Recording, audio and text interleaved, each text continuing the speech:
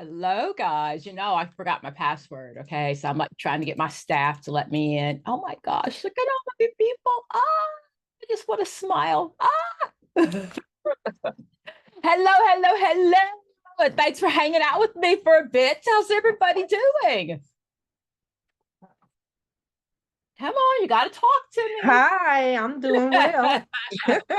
Good evening. Shane, I think you're my latest passer. You just passed this week, didn't you?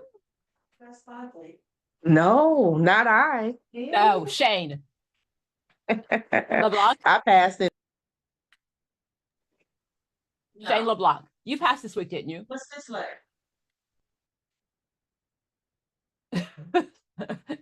It's okay if you're talking to somebody else.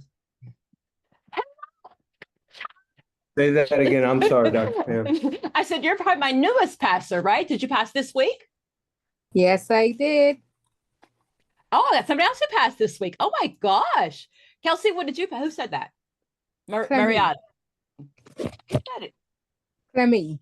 Clemmy. Oh, Clemmy. Yes, you took the LCDC. Yes, ma'am. How was it? I heard you in my head. It's a reading test. It's a reading test. It's a reading test. But it's gone away by now, isn't it? No, Oh gosh. Okay. So it's still there. It's still there, but I thank you. I thank you. So were you surprised about it? Was there any on the test that surprised you? No, because what you taught me was contents. And if I know the material when I saw it, I recognized it and I had enough confidence and I went over it. Just remember the reading test. And I took my time, I read, and I did my process of elimination. Started to do what didn't make no sense, rule out. Rule out. Somebody told me it was a reading test. I heard that someplace. Yes. Have you been able to use it in your everyday life? Yes. Every day That's at the work. goal. Every That day is at the work. goal. You do this already. I've never made any of you a better clinician. I've just made you a better test taker. But I'm so excited that you took the time just to come back and check in and see where you are. I said, Shane, you're our newest passer, or probably same time. So you took the test this week? Yes, ma'am, on Tuesday. So I did Tuesday? I did your boot camp last week or about a week ago or so. But yeah, it was my first time taking the test and I swore I was failing it the entire time. When I got to the second 100 questions, I started flagging the questions to go back. Okay, this is what I need to restudy in order to pass this thing next time. And so I left out of there with a really sad boy face and then I was They hand you your expecting. paper upside down, no smile. Here are your Well, results. the lady actually, I was the only one in there, and she actually said, "Congratulations, you passed." And I hit my knees Ah, and I started crying on her desk, which I'm not really sure if that was appropriate or not, but I did it. And then I went to the car and I cried for about 30 minutes. Like I hadn't had emotional release like that in a long time. And then another that girl was that I was in the test with, she was parked next to me and she was like, "Are you okay?" And I'm like, "I passed." And so yeah, it was awesome. that's a cathartic event. That's catharsis or abreaction, an emotional release. That's one of y'all's curative factors. Yay. So since you're my newest person, anything on the test surprise you? Is that for me, Dr. Pam? Anybody? Okay. I'm sorry. Anything surprise you? Log back out. Not so much surprises, but I literally had you in my head.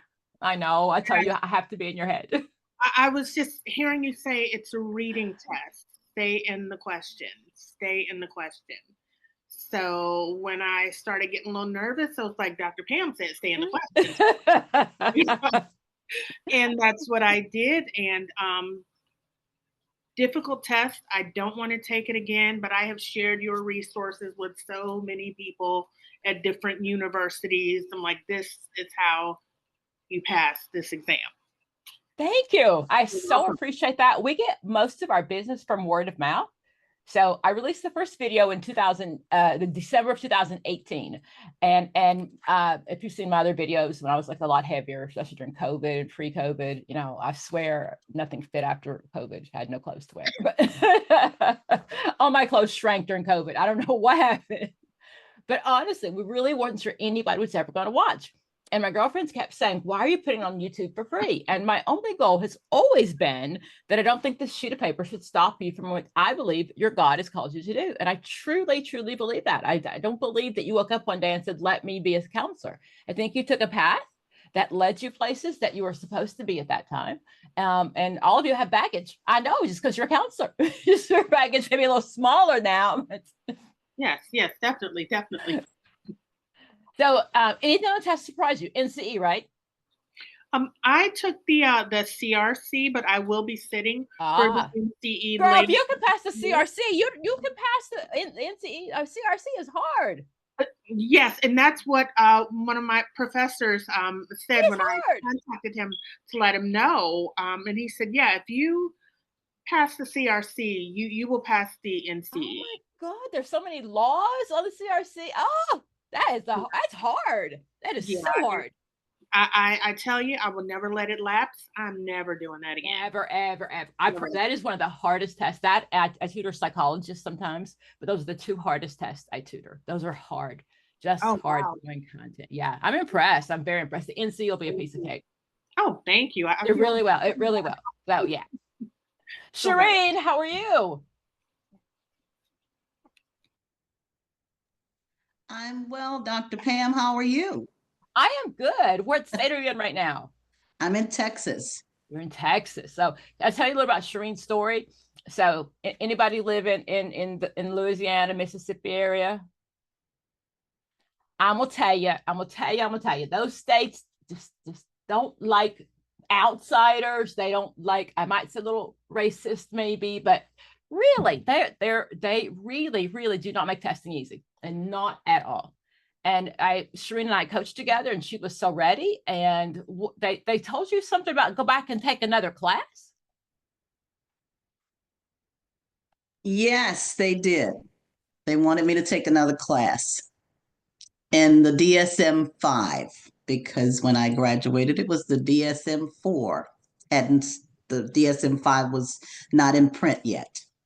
Now, mind you, she's in practice. She's like Yes. seeing clients all the time, but you've got to take another DSM class. That is the strangest thing I've ever heard.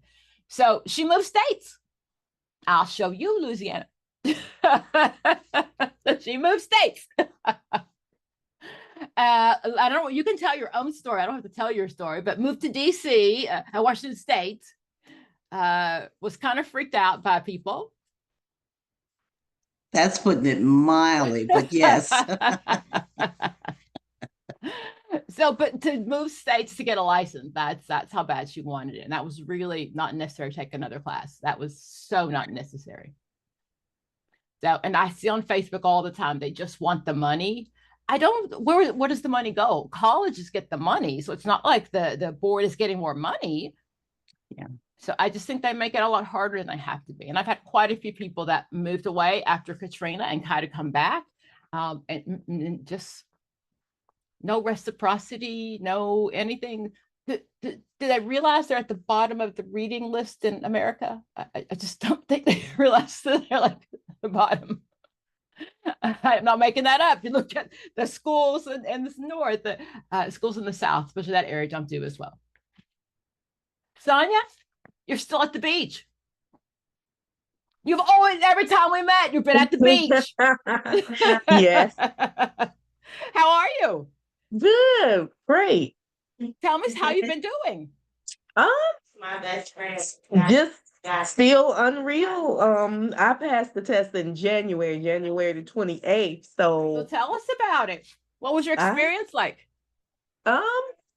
I want to say, it was very challenging. I had to take it 4 times before I actually passed it. But it was the last time I was kind of like, didn't know whether I had passed it or not, but I was hoping I did, and I knew it could go either way. But I will say that I felt like after I did the 100, the first 100 I felt like was okay. Then the second part, I would say I felt was harder. So I was like a little bit thinking I did not and very fearful of getting the actual results. And I had the experience of walking up to the desk and you like you said that they had have it folded down. Well, she didn't do that. She had it up, but I Ah. folded it down because I didn't want to see it. Cause I was like, I just didn't want to, I was prepared to look at it in the car or at home. I just didn't want to go through that again and that disappointment. So she was like, "You're not gonna look at it?" And I was like, "No." And she said, "You should." And I was thinking, wow. And she said, "You should." Oh. And then I turned it over real fast. Like, oh, and I fell to my knees too. And I was like, just praising the Lord. Oh my God, it was just so unreal. And it just, so it was, yeah, very, very, that process was grueling. I felt like it definitely took a lot to get to that point, but now it's like something has been lifted. It's So like what was I the have difference? completed. Yeah. What's But the it was difference? What did you do different between the third and fourth time? What was different? I think what really helped me was I got a tutor the last time and I think that I concentrated on two areas because I was looking at my scores and I knew I had, in my opinion, I knew my scores, I knew I had to get better in that the Mhm. helping counseling. I That's knew I 100 needed to points. have, yeah, I knew I had to get strengthened in that area. So I actually, in assessments. So I had a tutorer for those 2 sessions, and I believe that helped me get over the hump because I was missing it by very few points. I missed it by 1 point the second time I took it. Then I took it a third time, went 5 points. So it was just like, I'm right there. So what is it that I'm doing that can't get me over I didn't know. That's 'Cause called test, I retest, reliability. The test is reliable. You're missing the right, same thing. So, and that happens all the time. And a lot of people go back and they think, oh, I missed this point and I should study in this area. But you get back to the test and you're like, what the heck? This is not the same thing. So you get a totally different test. yes. So very cool. I cannot tell you how important I think all of you, probably most of you, tutor with us or watched our videos, right? That's how you're here. So the individual tutoring really just makes such a difference. We teach on a level that you really understand. When I meet most of you, you're making flashcards out of the book, and you can tell me exactly what the flashcards say, but you have no idea what that means. Like, what does that mean? You have no clue. Am I accurate? Oh, who wants to share Very their story? Thank you. Who else? Very accurate. So my story is so similar to Shane and Sonia's. Hello, how are you? I'm well. How are you? I am good. It's Friday. I don't have a prep course or a boot camp. I just to hang out with pastors. I'm so excited. I don't have to teach you anything. Oh yeah, definitely. But yeah, my story is very similar to Shane's and Sonia's. So when Shane said he went to his knees, yeah, I did too. When Sonia said she had to take it 4 times, yes, I did as well. Yeah, it was. And even when Sonia saying, looking at her results before and studying certain areas, I was like, okay, yeah, maybe that's what I need to do. However, as I continue to study, it was hard because I could hear Dr. Pam saying, you can't study particular areas. You got to continue just studying it all. So I was back and forth between that and that last time. I was just did not feel 100% sure. I felt my anxiety level was way down. I didn't take a break. I felt fine. I felt like if I don't feel like I need to get up and take a break, don't just go on through it. When I got my things out of the locker and she had my paper face down with my license on top. Again, like Sonia, I was not going to look. She didn't say anything. I have never heard, all the times I've taken it, I've never heard anybody say, congratulations, you won. They're like, never heard that, Shane. But the lady was so kind. I just grabbed my paper and as I was going to look at it in my car too, but as I was going, for whatever reason, I flipped it over and I didn't see a score. All I saw was pass. That's all that matters. That's I all looked that at her, I matters. said, I passed. She said, That's all that matters. You down passed. to That's my all that knees. matters. And I cried and I cried and I cried. And I told her, I said, I'm really trying to let you go. But she just held me. And it was just such a moment that I will never forget. And again, I still hear you, Dr. Pam. I passed my test. I did make you a better counselor, though. I made you. I hope you have bigger vocabulary, and I hope you make some more money. Are you making more money? I am. And the thing with that was my job had already offered me the position prior to.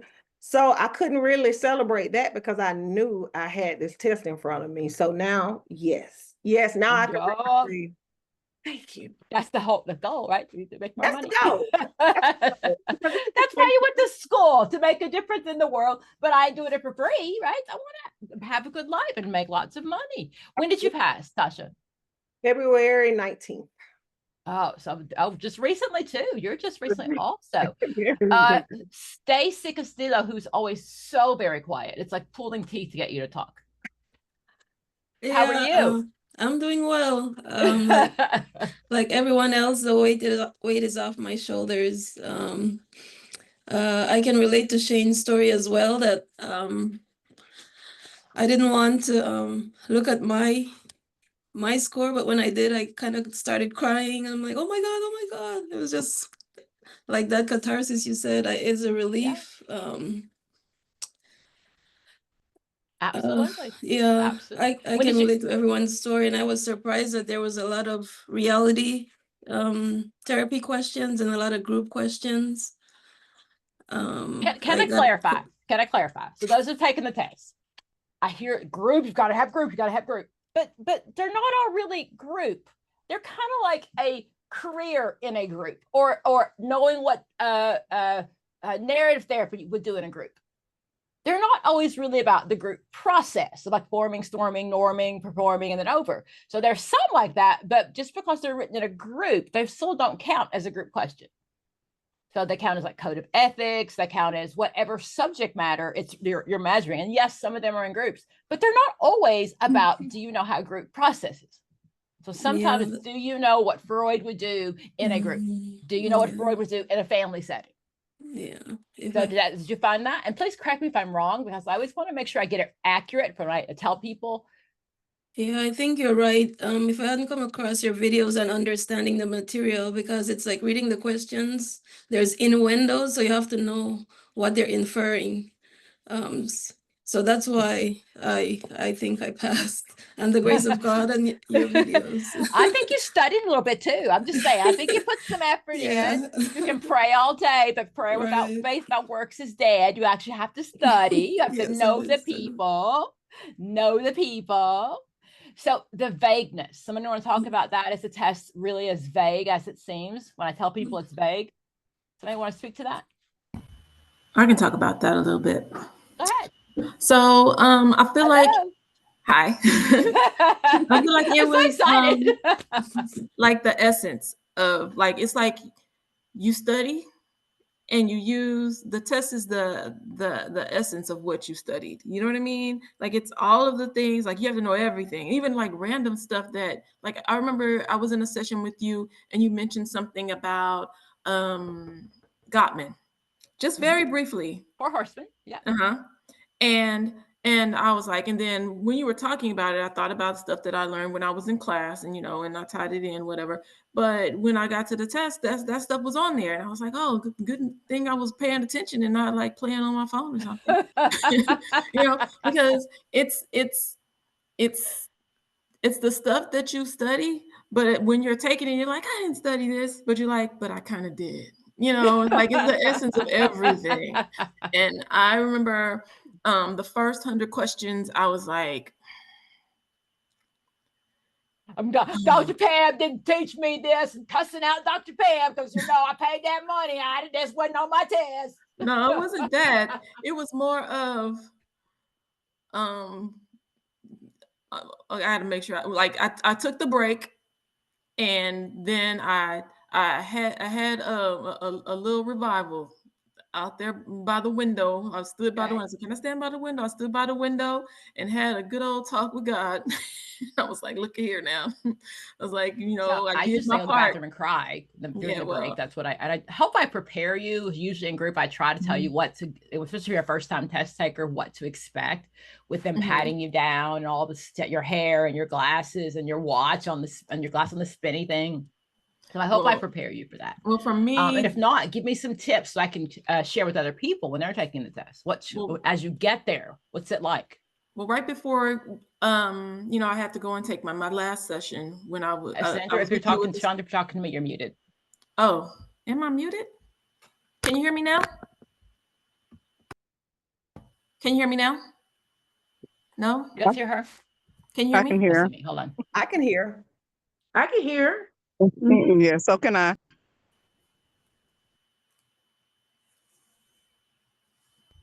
There we go. Sorry about that. Okay, can you hear me now? They could always hear. It was just me that couldn't hear. Oh. So, yes. Sorry. Well, there was that moment when I was asking you about things and you just stopped me and you start asking me several questions and I was getting them right, but I was like kind of insecure with my answers, but I was getting them right. And you told me that I just need to stop second guessing myself and to trust myself. And that's what I heard during the test. Of course, I knew it was a reading test, but I also knew that like I was going to answer my questions and not go back. I didn't go back and check anything. I didn't flag anything. I didn't do any of those things. I was like, look, I'm just going to go with what feels right. And when I go with my gut, usually I'm right. So I'm going to do that. And so that's what I did. And I zoomed through those last 100 questions and I was like, okay, I'm out of here. And whatever happens, happens. And then of course I sit in that chair and they hand me my stuff and it's folded and there's the straight face that you told me about. And I didn't look at anything in there. I waited till I got outside. And let me tell you, where I tested was like a haunted house or something. It was scary. It looked scary. Oh, no. I mean, like every no. now and then a train would go by. We had like noise cancellating headphones because of the train going by. Because I was like, what's these for? And I was like, oh. And so I was going down the ramp and, and I got into the car. And I sat there and I opened it up and I was like, and just like the other lady, I saw pass. That's all I needed to see. And That's all I need to see. Screaming in the car. I need y'all not to get really high scores because that throws off my skew. So when we first started about 3 years ago, we were getting really high scores. So we had to pull back because if our students are getting 135, that throws off the score for everybody. So we can't be doing that. I need you to pass nicely, but don't be getting like 135. Okay, that messes us up, messes everybody else up. Just pass. Just pass. That's all I need. Well, I did pretty decent. What'd you do? Share your score. 110. Oh, hey. Yeah. Anybody beat her? No. Oh, hey, you get the bonus points tonight. Yeah. Thank you. I tied her. No, I tied. You Yeah, tied? that one- Yes. Chandra, you're first time test taker also? Yes. Oh, look at that. Both of you first time test takers. My repeat offenders, that's how I refer to you as. After you've taken the test, did you look back and think, wow, it wasn't really that bad? Yes. No. No? Don't you look back and think Me either. It was bad. It was bad. I know it Dr. was Pam. hard. It was like hard. childbirth. During childbirth, pain. Afterwards, etch a sketch. Yeah, exactly. When So, you- but going the baby is back, here, yes. okay, but afterwards, looking back, you're thinking, okay, it was as hard as everybody on Facebook says. Oh my God, it's so hard. It's so hard. It's so hard. It is hard, but it's doable. It's very doable. It was hard until I purchased your material. Well then, hello, Chloe. How are you? Good. Sorry, I'm in Texas and I didn't realize the Eastern to Central time zone when I looked at it. I was like, oops. What part of Texas are you from? Like the Houston area. Anybody else in Texas? I was like, we have a huge following I'm in out Texas. I'm in Pearland, right there. We outside. have a huge following out there. How did you find me, Chloe? On YouTube.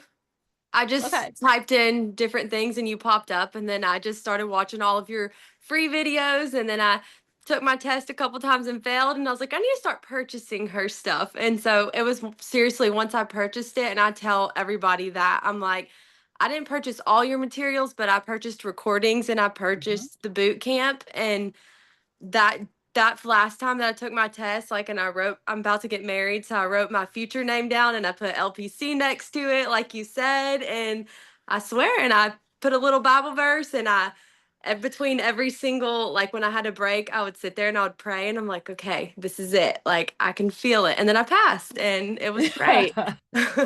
Very cool, very cool, very Yeah. cool. So Shane said he didn't see Gottman on the test. Anybody else not? So you might not have seen his name, but it might have said No, something I about did. the four I did horsemen. see it. Oh, I you wasn't did see it. expecting to. Yeah, Ah, I did see Gottman. Yeah, ah. we did see it. Got Yeah, it, got it. I wasn't I- expecting something so new to be on that test. Oh, it's not new. It's not new at all. Like It's we not new at all. didn't really cover it in school. Yeah. But it's not new. And I always tell you guys, that's one of my favorite books. So, you know, you can sell things out of your office. You cannot make people buy anything, but I've always used bibliotherapy. I'm old. I used to use Men Are From Mars, Women Are From Venus. And I would tell my clients, I want you to both read this book. So you can buy it from Amazon. You can mark it up a few bucks and keep it in your office. Now you can't make them buy it, but you can say, hey, I want you to read this book. And I happen to have some copies outside. So you can always do that. If you're into candles, some aromatherapy, whatever you do, it's not unethical to sell that. You just can't make anybody. You can't say you won't pass the test if you don't buy this or anything, or I can't help you if you don't buy this. No pressure, but you can do that. You can do that. Oh, let's see here. Lauren Hilton, how are you? Hello, Dr. Pam. Lauren, have we met? I have not. I'm another Okay. fan on your YouTube. Oh, hey, And actually, I wrote a Thank message you. on your YouTube as well shortly after I passed. I was like, I wonder if that was her that messaged me back. Well, probably not. I'm sorry. All I want to do is teach. I don't know how people get on my books. I don't know how videos get uploaded. I just now, if you watch an old video, it's just me. It's just me, and I did everything by myself. But we're so busy now. I have to have Yes, people ma'am. do that. And I don't want to do anything but teach. I don't care how you pay me. I don't care if you pay. I don't know if there's staff for that. I just want to teach. And All I see, want to do is that's give what you I paper.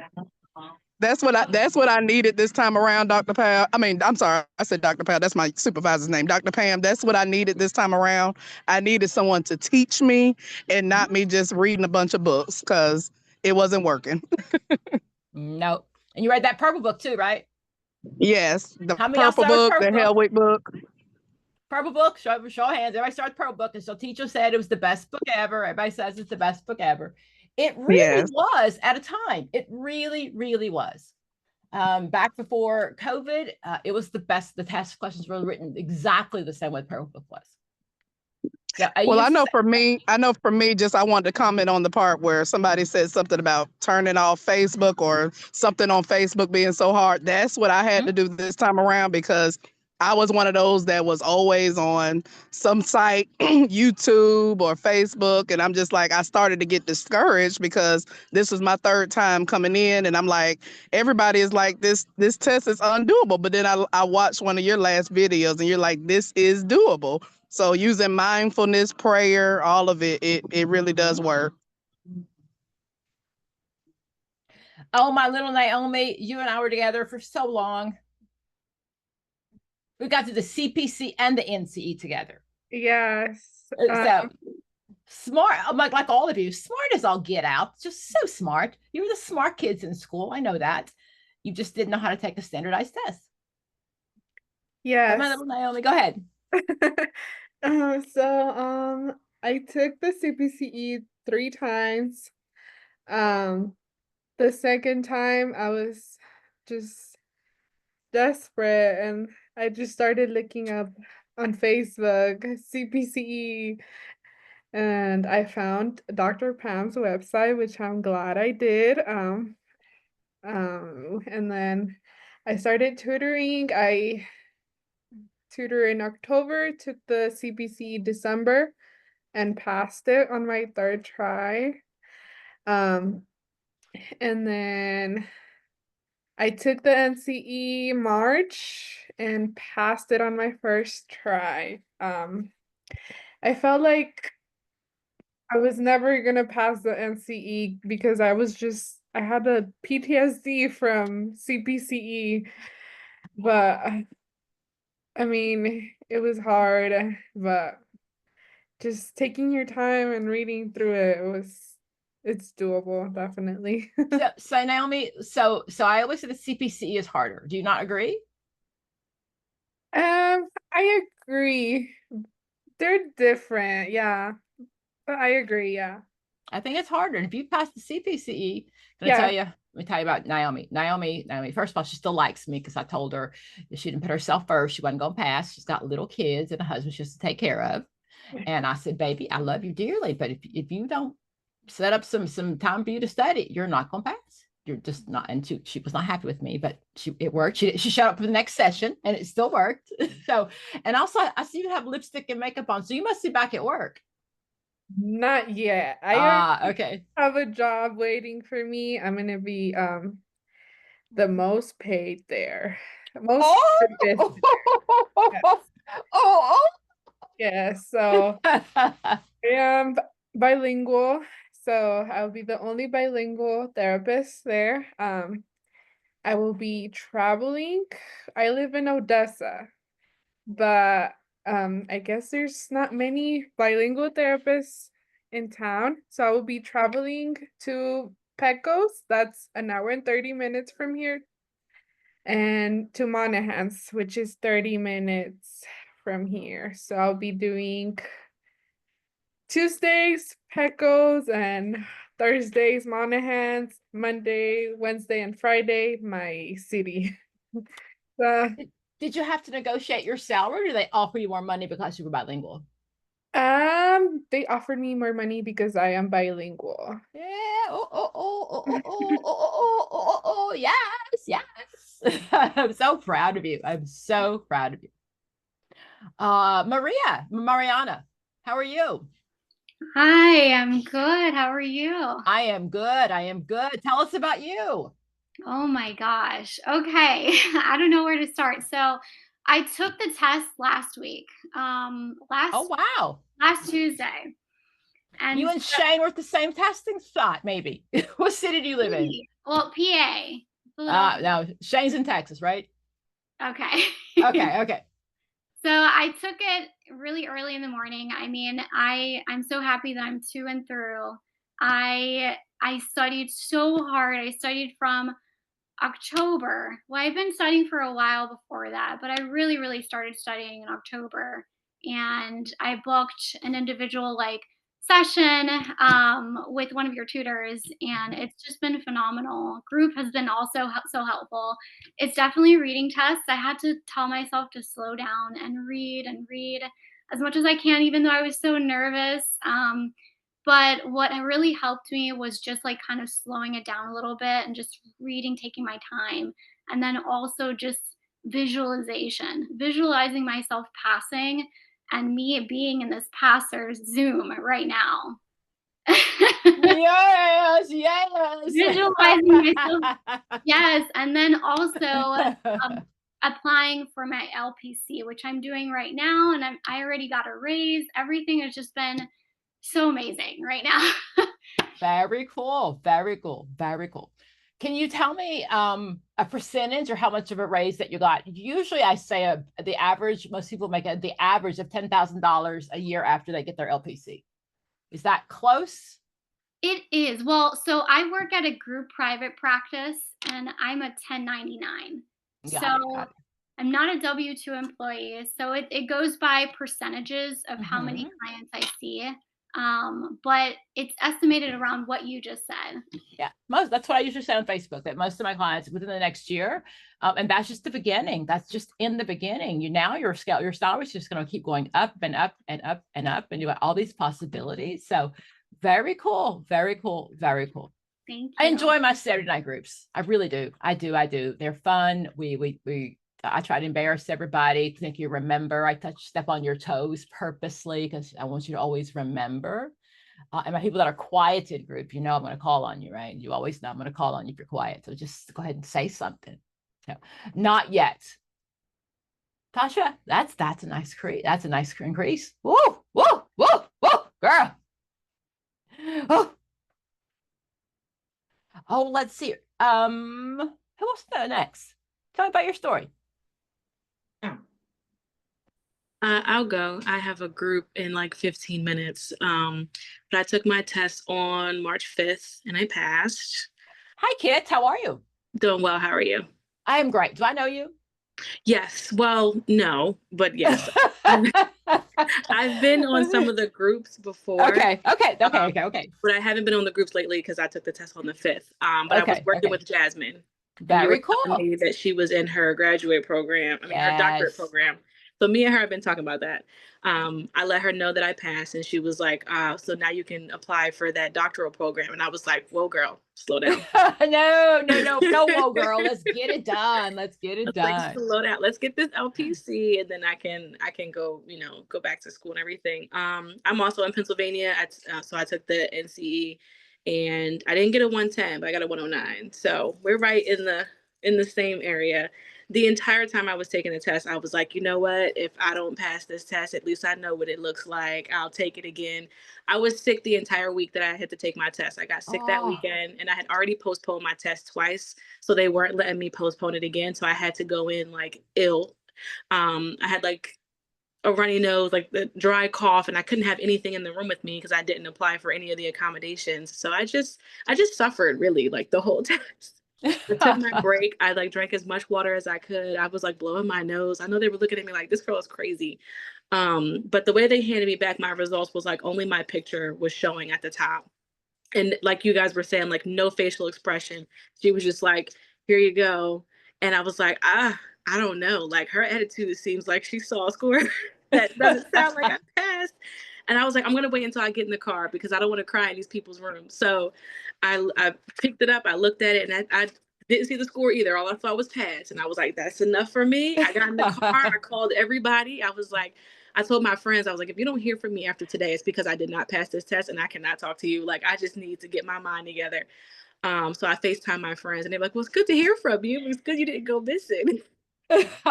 Very cool. Very cool. So March 5th, you're a recent NCE test taker. So anything on there that surprised you? Nothing that surprised me, but I think because we talked a lot about how we were going to be seeing groups, we were going to be seeing family therapy. Maybe what surprised me was how much of that was on the test. Like it was very little of really anything else. Like I was expecting to see a whole lot more. I'm glad I didn't spend a ton of time on research. I had 3 questions on research. And 30 on assessment. I always tell you, don't freak out. I didn't I'm glad I listened and didn't take a whole lot of time to study on that because it wasn't necessary. I didn't even need the bell curve or anything. Like they asked me like one question about Inanova and that was pretty much it. So I was like, well, I'm glad I didn't, study a whole bunch of that. But yeah, it was a lot easier than I thought it was going to be. Once I got through the first half, I was like, I don't know if any of that was right.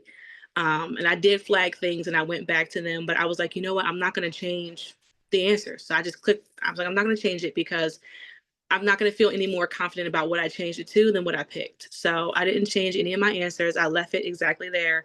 1000% is a reading test. That was the mantra I was telling myself the entire time. This is a reading test. Like this is a reading test. Cause you get nervous and you're not reading or you're reading too quickly. And then for me, I jump straight to what the answers are. And that's not helping me because I don't know the question. So it was like, I had to remind myself to just slow down, read. I had plenty of time. I finished with time at the end of the test. And like, I have ADD. I am not a good standardized test taker. I hate having to sit still. Excuse me. I was not a good test taker. There we go. I was not, but now you are. Much better. Yes. I don't have to take any more tests. Thank God. You're going to have kids someday if you don't. And they're going to have to take standardized tests. You're going to have people around you. And it's still the same process. Once you learn how to pass a standardized test, it's still the same thing. You learn content and you learn how to. It's still the same thing. I'll tell you guys, I've said before, the nursing exam is easier than this. It's just recall. It's just recall. You just have to know recall. But this one, you have to apply the step. And you don't see the therapist's name anymore. Someone tell me, I didn't even see Freud. Like, I know there were some Freud questions. He's the father of talk therapy. I know there are Freud questions, but she said she never saw his name. Mm-hmm. So that's I didn't see a lot of names. I don't think there was that many names that were on the test at all, like maybe 2 or 3. That where I remember like seeing like an actual theorist name, but you weren't seeing things like Freud, you weren't seeing things like Piaget, like stuff that you know could recall just by looking at it. But I did see a question on object permanence, so like the answer was object permanence, so I know that was Piaget, but his name wasn't in the question. So object permanence is always Piaget, right? Was that the question about the boy that his brother put on a Halloween costume and he couldn't see him anymore? I don't think he was gone. Did I see that question? It wasn't about peekaboo like I thought it was going to be, but it was like this person has like a 6-month-old child or whatever, and like they are noticing recognition, they're recognizing people or something like that. Like they know that when someone walks away, like they're still around, they exist. What would you call that? And like there was a whole bunch. That was simple. It was a lot easier. That was a lot easier for that one, right? So there was some questions that I took where I was like, I definitely know that was correct. But that first 100 questions, I like second guessed myself the entire time. I was so grateful for that break.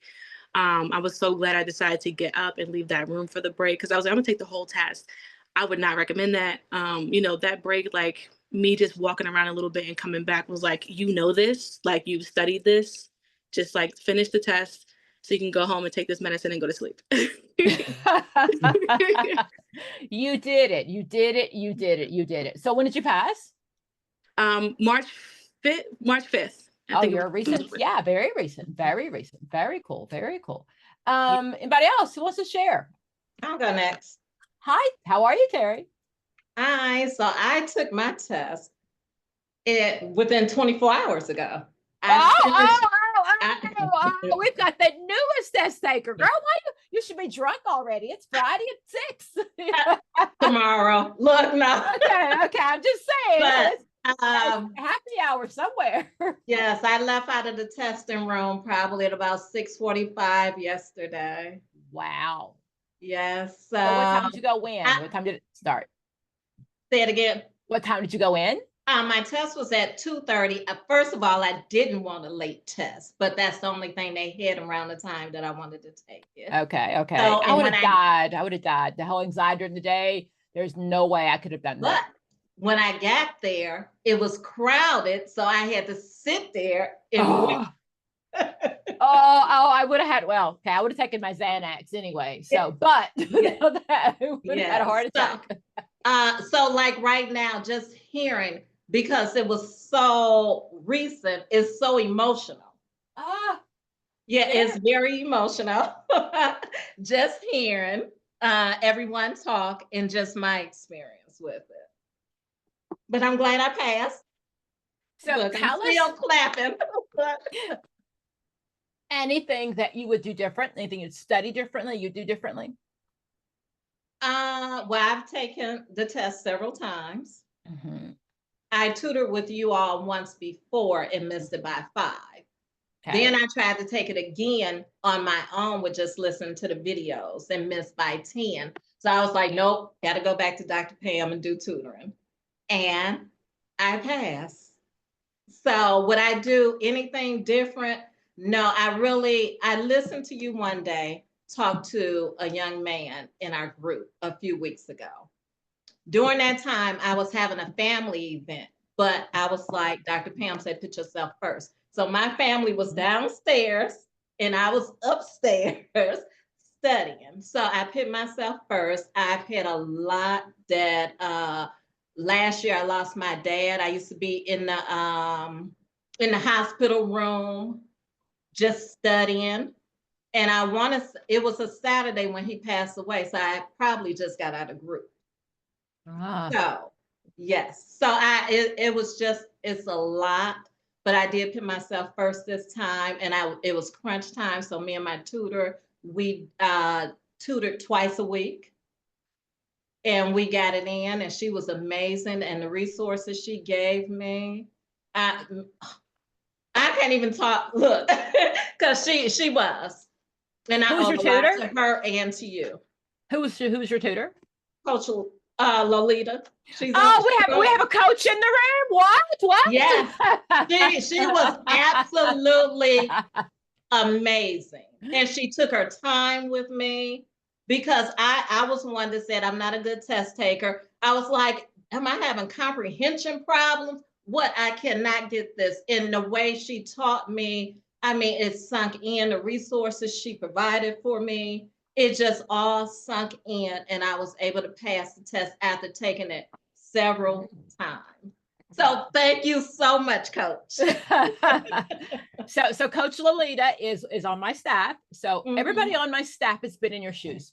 Everybody. And we're almost always hiring. Our summer months, we slow down a bit, but this is definitely our busy season. So if you ever think you want to coach with us, send my staff an email. I don't see them. I don't do the interviewing. I don't know who we hire. I'm not gonna lie. So that's all I do. But Coach Lolita is one of our coaches. And Lolita, so how do you like coaching?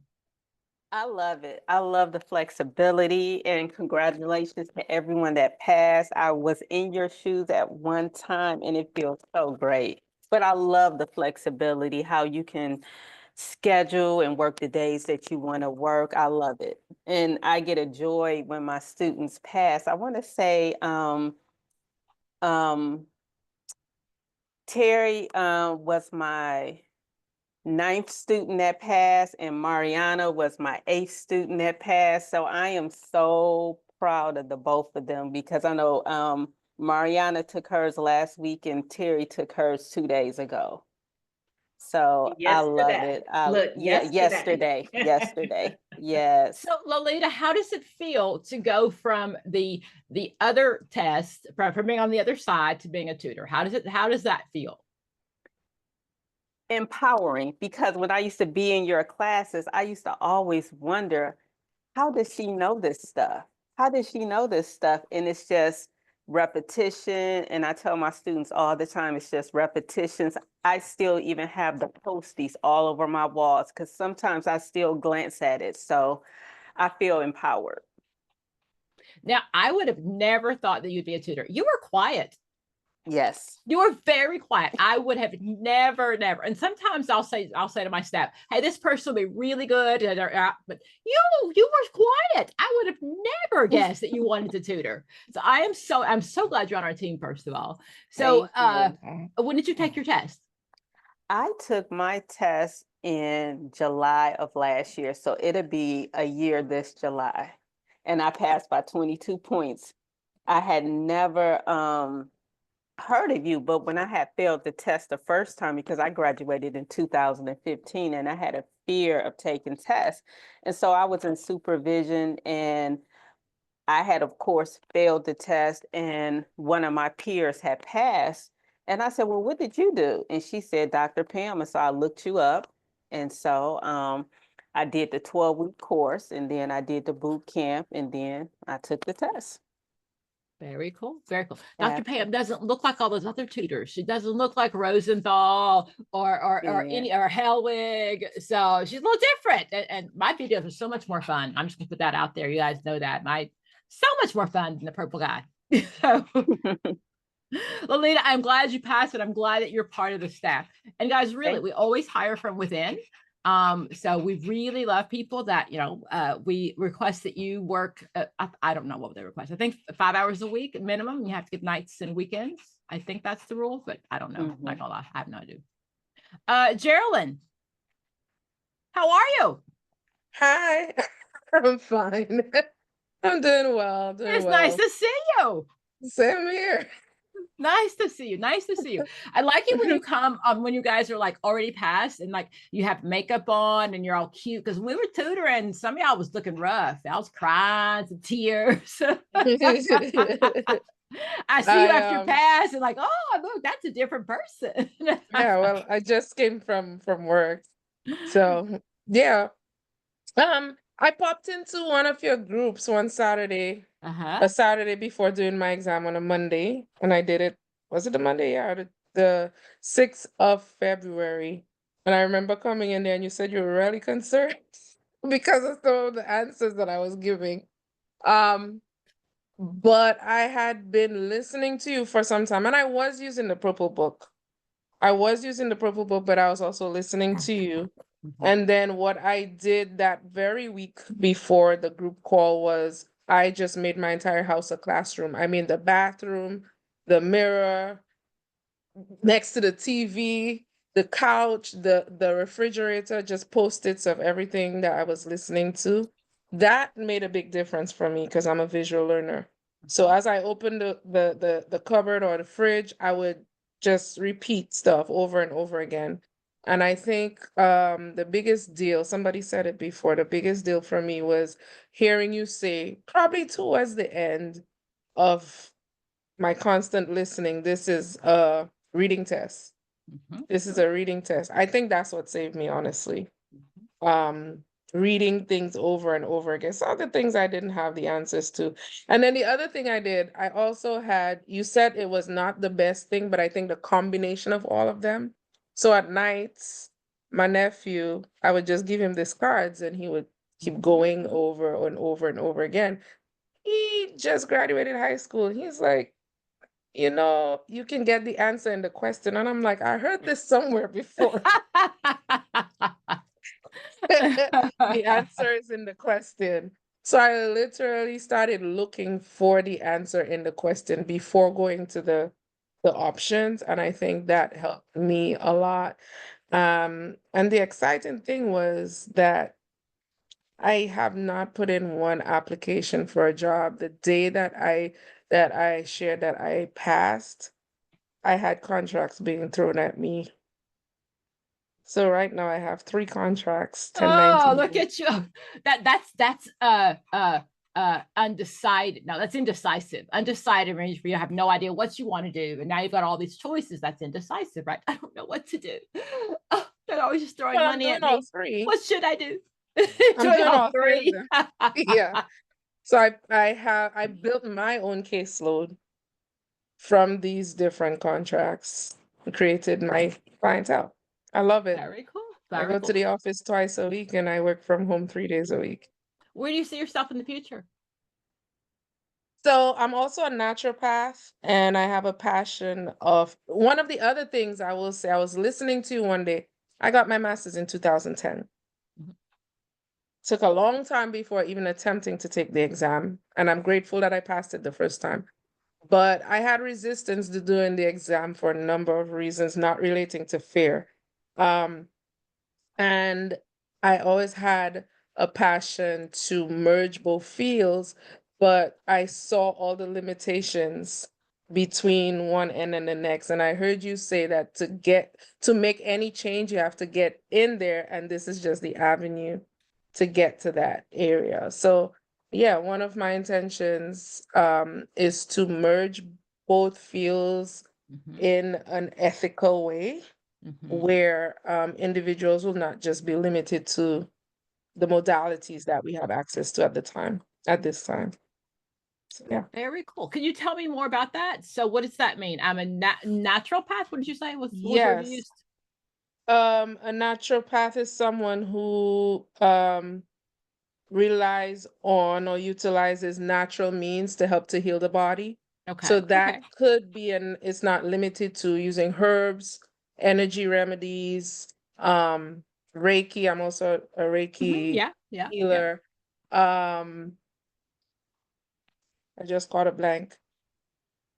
Natural essences to help to raise the mood and stuff like that. So I did that in my coaching practice. And I quite often was hesitant because I didn't want to break ethical standards, you know? So what I started discovering is, and I think you had mentioned it, neuropsychology is a field that's really expanding. And they utilize some of those things in their practice. So I said, okay, if I get my foot in the door and keep doing my coaching and my therapy and expanding my knowledge in neuropsychology, there will be an avenue where I'll be able to merge both of them. Absolutely. So what makes you think it's unethical? Where did tell me about that part? Because I don't. Because we don't deal with, well, that's, this is a good discussion. Maybe it's just my own limitation, but we don't deal with prescribing and, that aspect of things. In my coaching, we don't call it prescribing, but I can offer remedies to my clients to help to support their mental health, right? At least the way I understand the ethical codes, we don't deal with that as therapists. You can help me with that, because maybe That's not true. That's not unethical at all. So like I said earlier, you can sell those in your office. If that's what you use, you can sell those in your office. So you just can't say you have to buy it. You can't, the code of ethics says I can't have to push a client. But if that's what I do, that's really, really okay. There's nothing unethical about that. Now, make sure you check with the laws of your state to make sure your business license, but you wouldn't lose your LPC for that. And do you know how many clients I can share with you? I swear, because all my clients are so anxious before the test, and I say, just take Xanax. Oh, I can't do Xanax. I need something else. They want that natural homeopath thing, right? So I could just feed you clients every day. Okay, I use one of my remedies to just calm my anxiety down, and in no time I was good. So yeah. So you could do that. You really could do that, and stay in touch with us, because I have lots of people that just really don't want to take a prescription and they don't want to see their doctor. I don't understand why anybody would not want a Xanax. I really don't. But there's some people who don't. But honestly, you can use that. And all of you, I say, when you're building your business, be sure you go to Psychology Today, see the therapists that are in your area, and make sure you're different. Because that's what's going to grow your business, is what makes you unique. So we do business consultation. So if you're starting a business down the road and you want some consultation, we do that. But the goal is you want to make yourself unique. We're the only company, that offers actual individual tutoring to all of the mental health tests. There are lots of companies that use tutoring. If you went to like Varsity Tutors, I worked for them for a little bit. Those people aren't licensed. All of my staff are licensed. All of my staff knows exactly what they're doing. Varsity Tutors pays nothing, and they're not licensed. So make yourself unique. That's what's going to make you money in the market field, is what makes you different than everybody else, because there's tons of counselors to choose from. When I'm looking through Psychology Today, I want to see something that stands out differently. That's how you build your business. All right. Okay. And really, I'm a whole person of building your own business. Oh, Kelsey, I'm right here with you. Kelsey, you're as quiet as today as you are always in group. Hi, how you doing?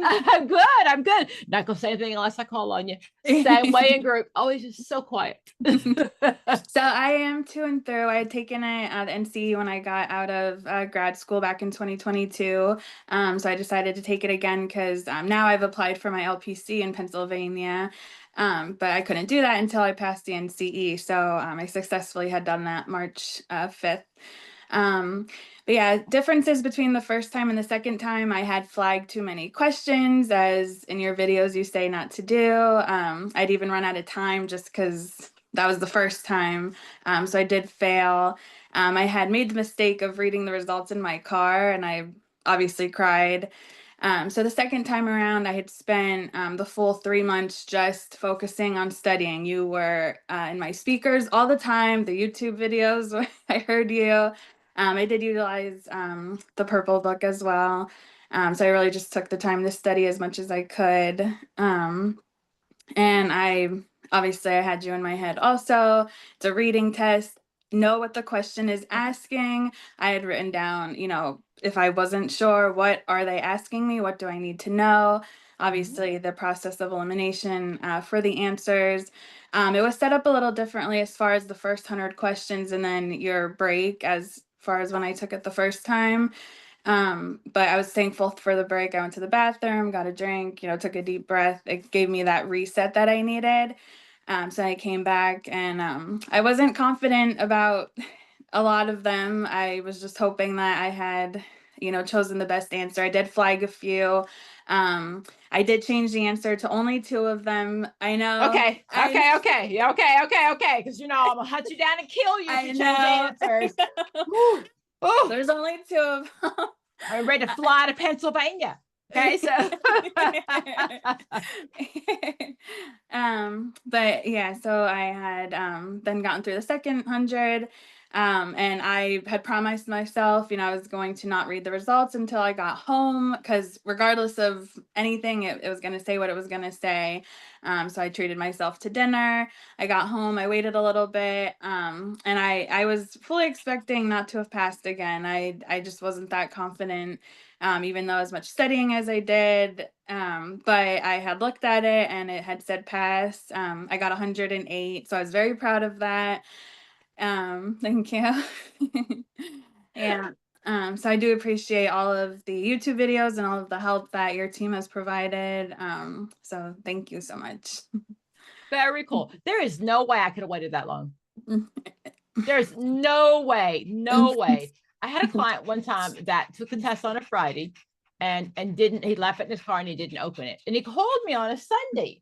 And I'm like, why are you calling me on a Sunday? But if you take the test with me and you're my tutor, I'll give you my phone number. So you can text me and call me and say, hey, I passed the test. And I'm like, why is he calling me on a Sunday?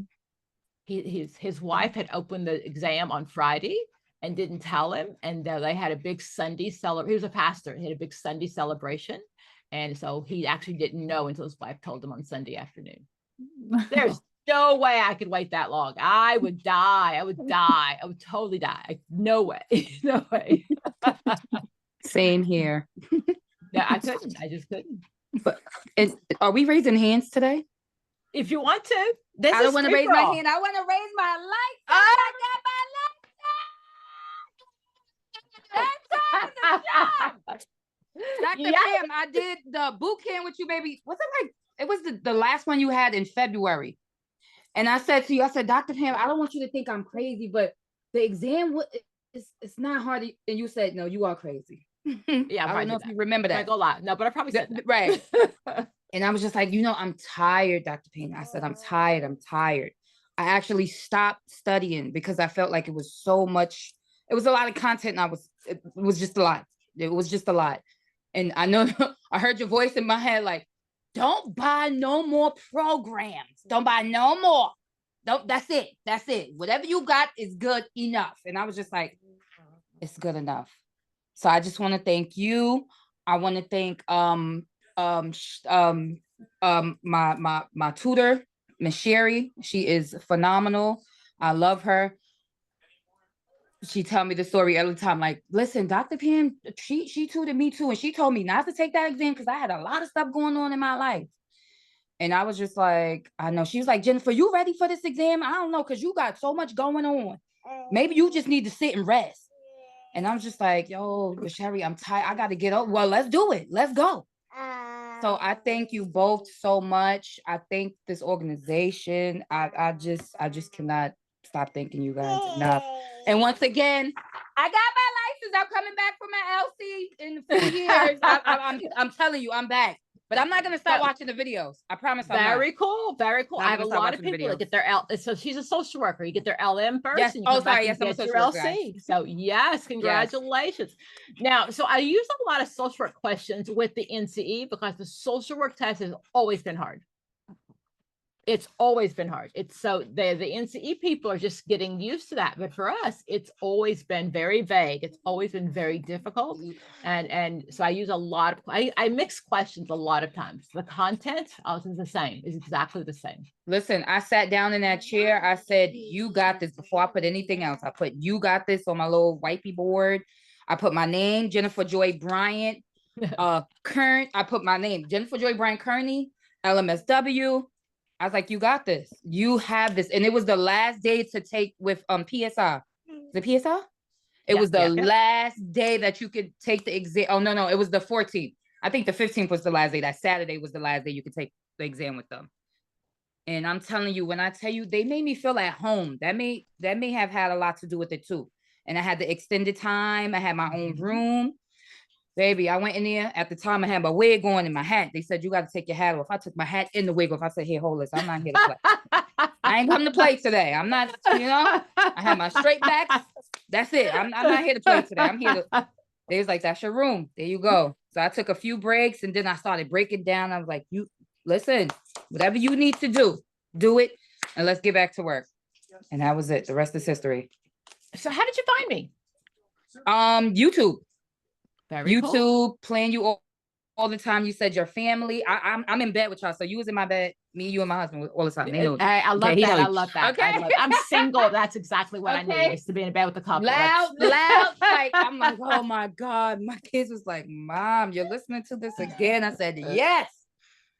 Again. So that's so cool. That I'm so proud of you. That Shanae, aren't you an LC also? LC? LCSW. I Yes, just passed I was listening to Jennifer, like she sounds just like me. I was like, we gonna do this. We are doing this. Wrote it on the whiteboard, name, LCSW, all of that. Yeah. Passed it in February last month. I just passed it.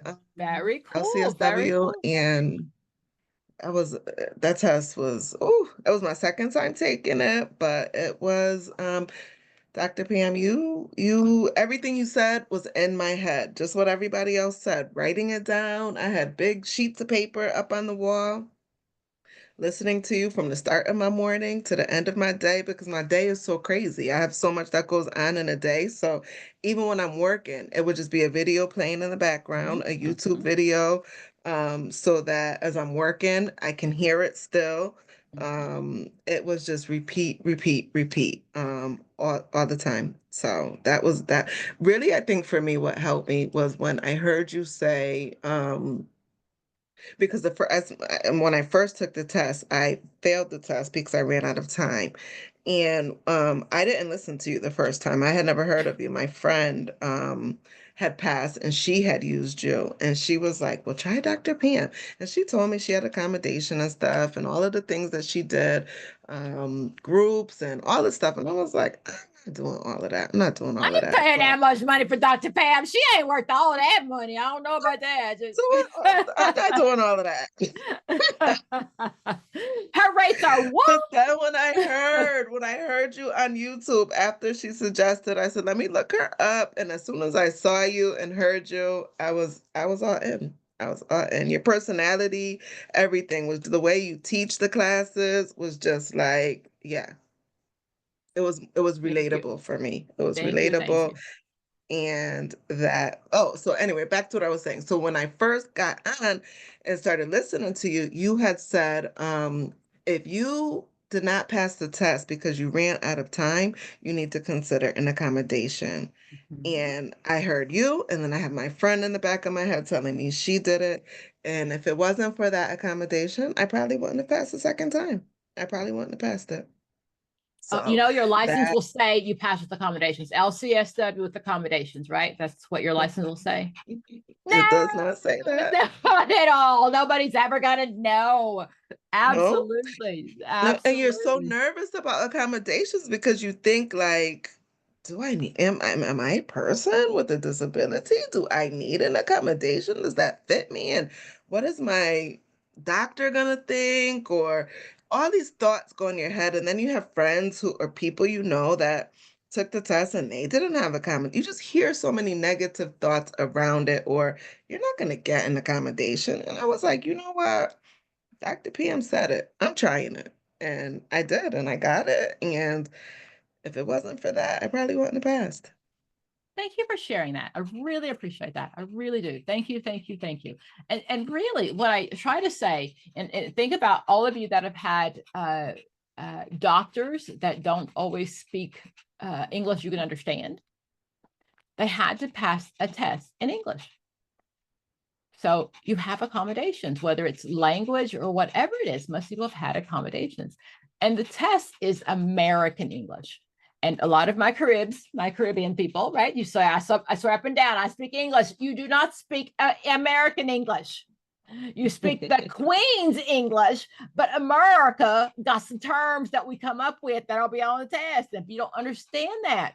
The other day, I had a question about this human growth and development, and it was about middle school. The person was they were in middle school.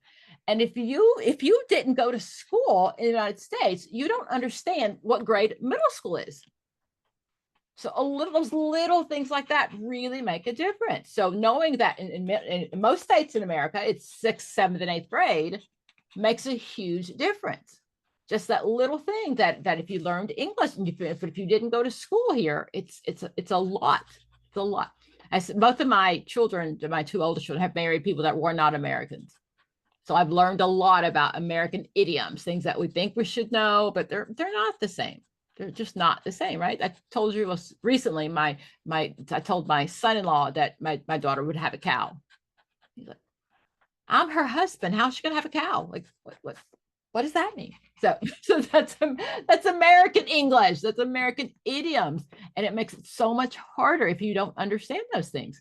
So those of you that speak a second language, I am so proud of you. It's really, really difficult, and getting accommodations for language is really, really hard. Dr. And most Pine, up and down, you speak English. Dr. Pine, what you mean she'll have a cow? Have a cow means like she'll be really upset. She'll be really upset. Have a cow. So that's an American I know idiom. for me, I needed accommodations. Tell me more. I said, I know for me, I definitely needed accommodations. There was no shame in that. I've been having accommodations since I was in school as a little girl. So I needed it and it really worked out. What did you put on your form? Well, I was diagnosed with ADHD. So me having to read the question like probably 10 or 10 or some crazy amount of number of times, is no shame in that, because I'm like, I really got to understand this. And Dr. Pam said this is a reading test. So hey, I was like, I took every minute of every second until the last drop. Good for you. And I make videos, and you'll see in the videos, you all know now, but because I don't like to read, I like to be read to. I love words. The closed caption is on here. The closed caption is always on. I love words, but I don't like to read. I like to be read too. So that's why I made the videos for my auditory listeners. The older videos, I didn't always read the question out loud because I really thought no one would listen. But the newer videos, there's always the question is written out loud, read out loud with the 4 choices. Because in the beginning, I didn't know that. I've learned a lot as I've grown a business. Anybody else want to share? I can share. Sorry. Okay, right now you're about to leave me. Come on in, but your camera's not on. No, Doc, that's because I'm home and I'm not properly dressed. Oh, girl, we don't want that. But I know. In So let me any just session share. with Dr. Pam, your Yes. camera got to be on. But since you passed, we don't care. Go ahead. Okay, so let me share about you. So I'm from Marietta, Georgia. And so when I saw you was at Kennesaw, I said, I'm going to take her. Okay, I took a job. First of all, I'm 70 years old. I went back to grad school at 70. And so the people in my job kept telling me, but you don't have, I'm a lawyer by and I transitioned from the legal profession to the mental health. And my boss kept telling me, but you don't have a clinical degree. And I'm a woman of color. And I said, let me show this out. I'm sorry. I went back to grad school. I came out with honors. I took the test the first time and passed it. I applied for in DC, I'm from Washington, DC, and they have a 2-tier thing. You had to get your LG first, and then you apply for your LP. So I applied for my LG, I got it. And I applied for my LPC, and this year, in 3 weeks, I got it. I went down to the Department of Health, complimented them on how they have streamlined that process, and I was so impressed. 2 weeks later, I have my LPC. Now, I'm not looking for, because I make over $650, so I'm not really looking for any more money. I'm looking to move out and do something else. And like that young lady said, man, have I been getting job offers. I got a job offer to making $100 an hour. And I think I'm going to retire. With your clothes on? Girl, hey girl, I don't do that anymore, Doc. And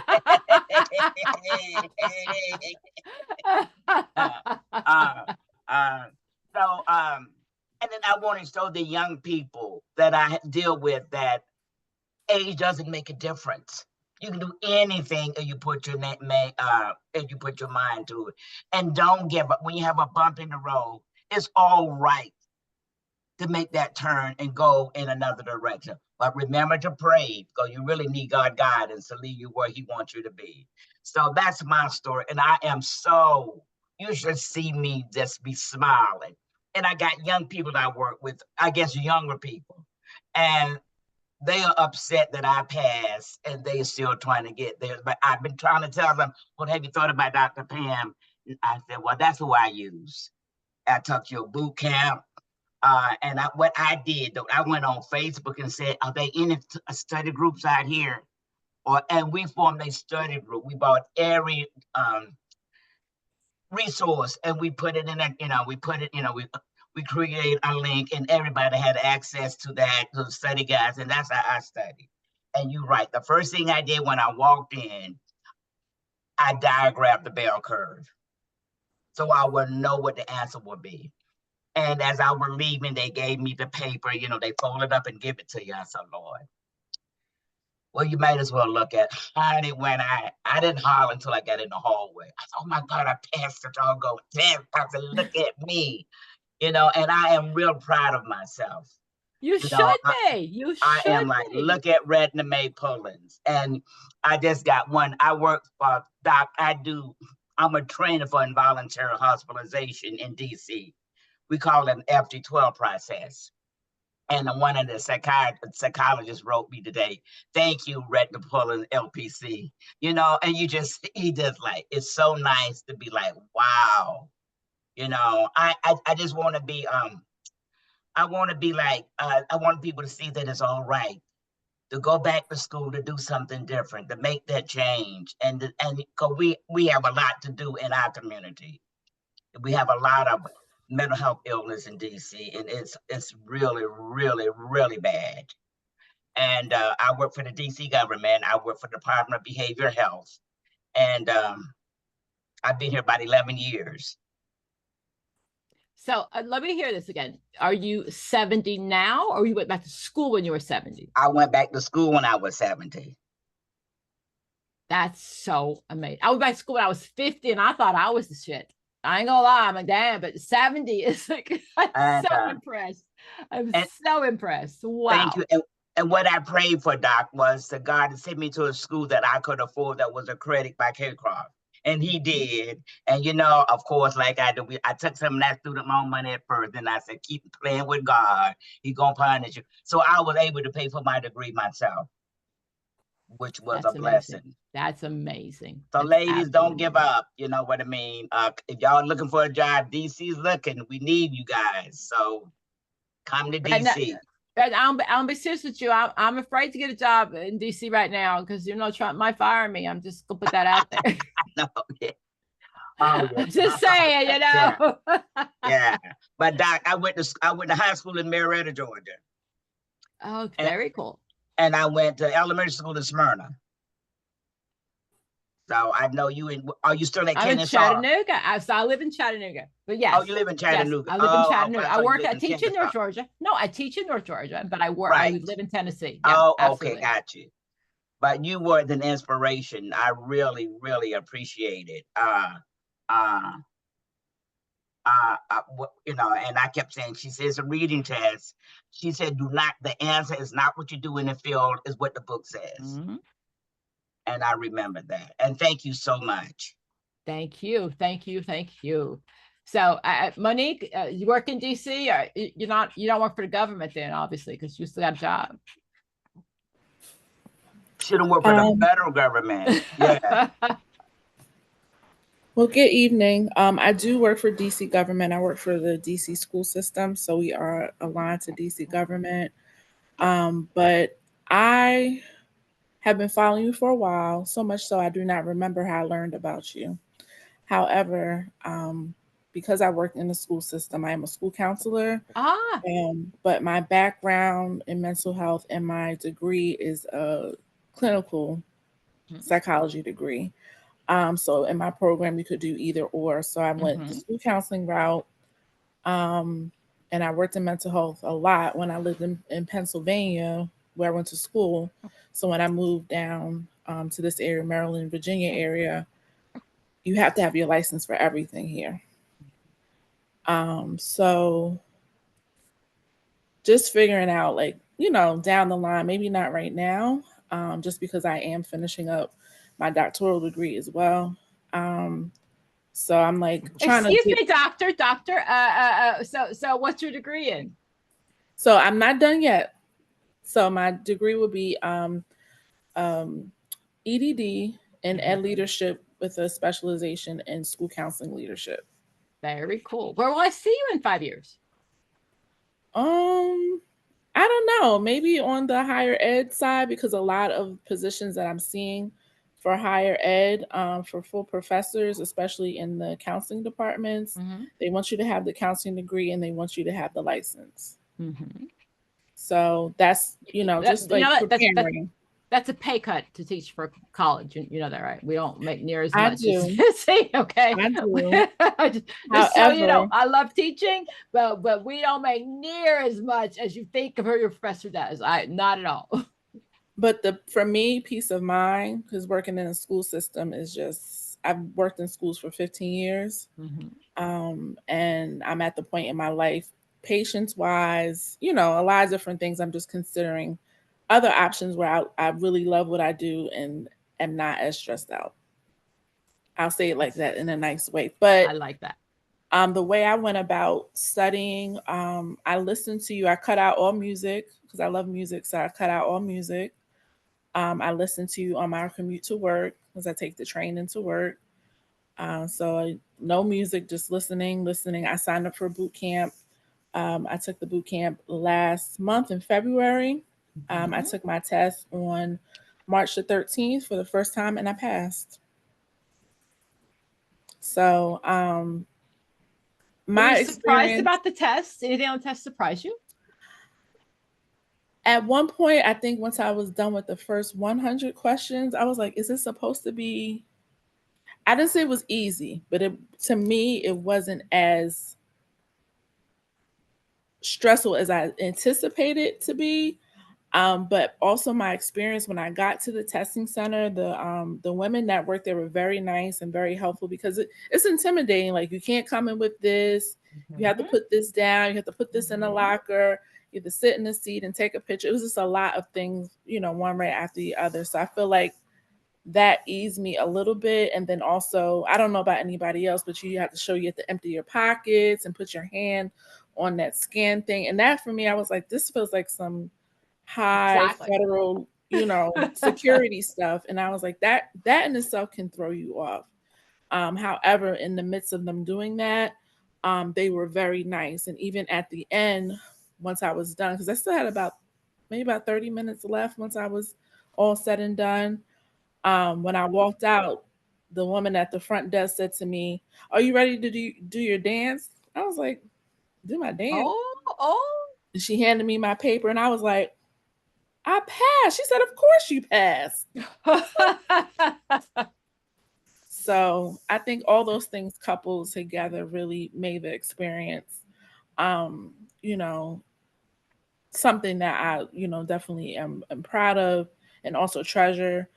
Something else that I felt that worked for me is I really didn't tell anybody I was taking the test. I told 2 people. I didn't tell, even though like I'm very close to my parents, I didn't tell them because I know they would continuously ask me, well, how's it going? And that can just, you know, make your levels of anxiety and anything else high. So I kind of just kept it a secret. And then I told them once I passed. So yeah, that's what I did to pass. But yeah, listening to your videos, looking at the questions online, and the boot camp. So thank you so much. My pleasure. So you know that working for, I mean, school systems pay more than college professors, but what I always suggest is you sell your program or sell your services to schools.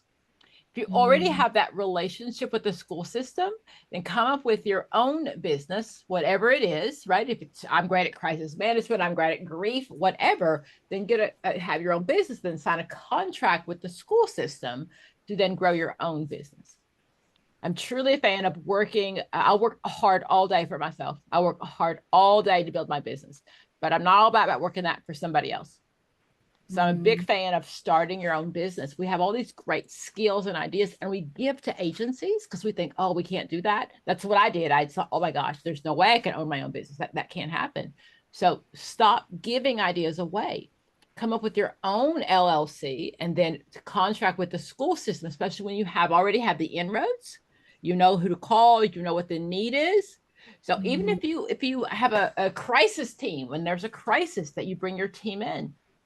And we have a contract with the school system. So those are the really good ways to start your own business. That's what I really think is important for all of you to understand. Own your own business. Do what you do. It's scary. It's scary as all get out. Because, you know, if clients don't show up, I got to still pay the bills. I still got to pay my staff. But you're worth it. You're worth it. You don't ever sell yourself short. You're worth it. And what makes you so unique is you. And we can all do Adler, we can all do narrative, we can all do Gestalt, whatever. But what's the task, right? What's most important thing is that therapeutic alliance. I'm going to network and use my relationships that I have, especially with the school system, to then come up with something I can sell to the school system. So I'm a huge fan of owning your own business and stop giving it away for free. No pro bono. Your mama said, don't give it away for free, right? So one of my videos always.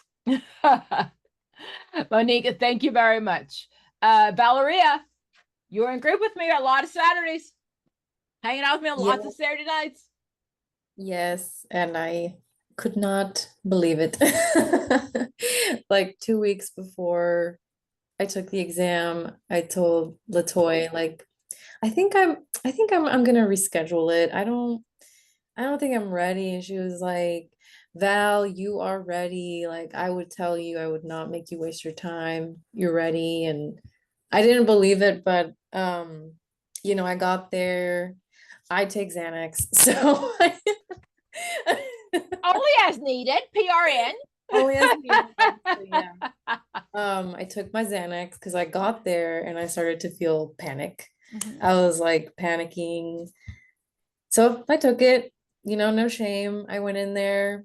I got accommodations this time, which I think that really saved me because reading tests, I was in there and I was reading every question out loud. I was using my hands. I was like, yeah, I needed that room. But like the next thing you know, I'm like almost 4 hours in and I'm still not done with the 100 questions. So I was like, okay. You're freaking out at this point. Like, oh my God. I'm like, okay, I need to like go a little bit faster. So also, like, I didn't know this, but you know, your brain uses like the most amount of glucose than anything else in your body. So when you're studying or taking an exam, it's just like sucking it all in. So like when I finished the 100 questions, I was like dizzy. I was like, it just like chugged a Gatorade and ate some crackers and chugged through. 20 minutes left on the clock. I finished and I was the same as other people. I was like, I'm just gonna like go to a park, sit down, or just wait till I get home. But I walked out of the office and I was like, I'm just gonna look at it, and it said pass. And I did almost fall to my knees. I just kind of like leaned on the wall, started crying, called my fiance, and he was like, well, this sounds like a good cry. I don't think that you're sad. I'm like, oh, I passed.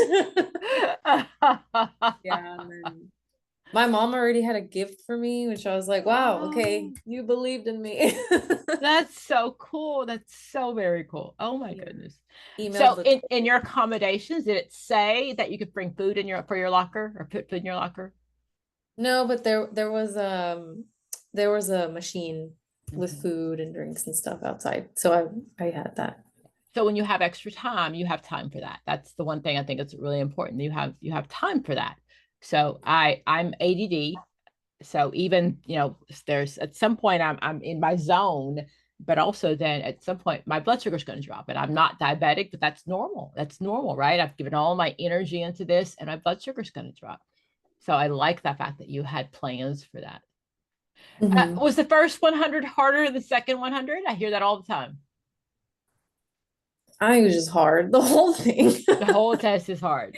Yeah, I got stuck. Okay, I don't know why, like, they can't just use simple language. Like, what is the hardest thing in this client's life? I forgot what salient meant. I forgot what that meant, but it means like what would be the most important issue for this client. And in my head, I'm like, why can't you just ask me in a simple way? Because the assumption is that you are a upper class. So we study upper class white men. That's who we study. So that's who the test is written for. So I think I've said that on all of my videos. I don't pretend any test that seems any standardized test is not written for females and not written for someone who's of color or not American citizen, not to learn American English. It's not written. The assumption is you have a master's degree and you know these big old words.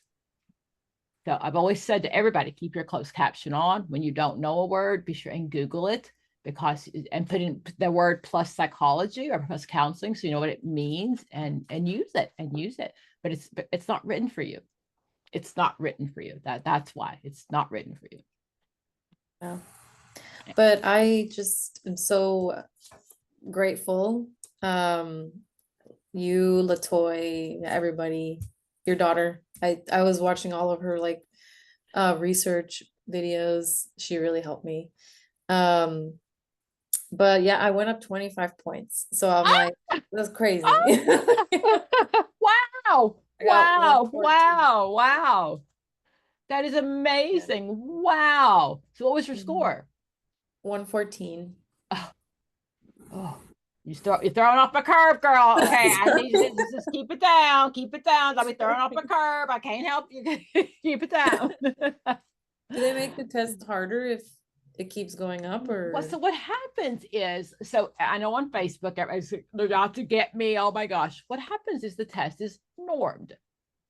So it's normed. That's the average, right? That they get the mean.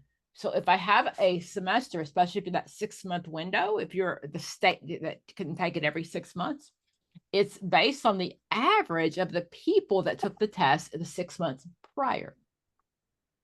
So you'll never see the same test again. You'll see the same test questions once or twice, but I'm pretty sure those are the ones that don't count. If you see the same test questions over and over again, I'm pretty sure those are the ones that don't count.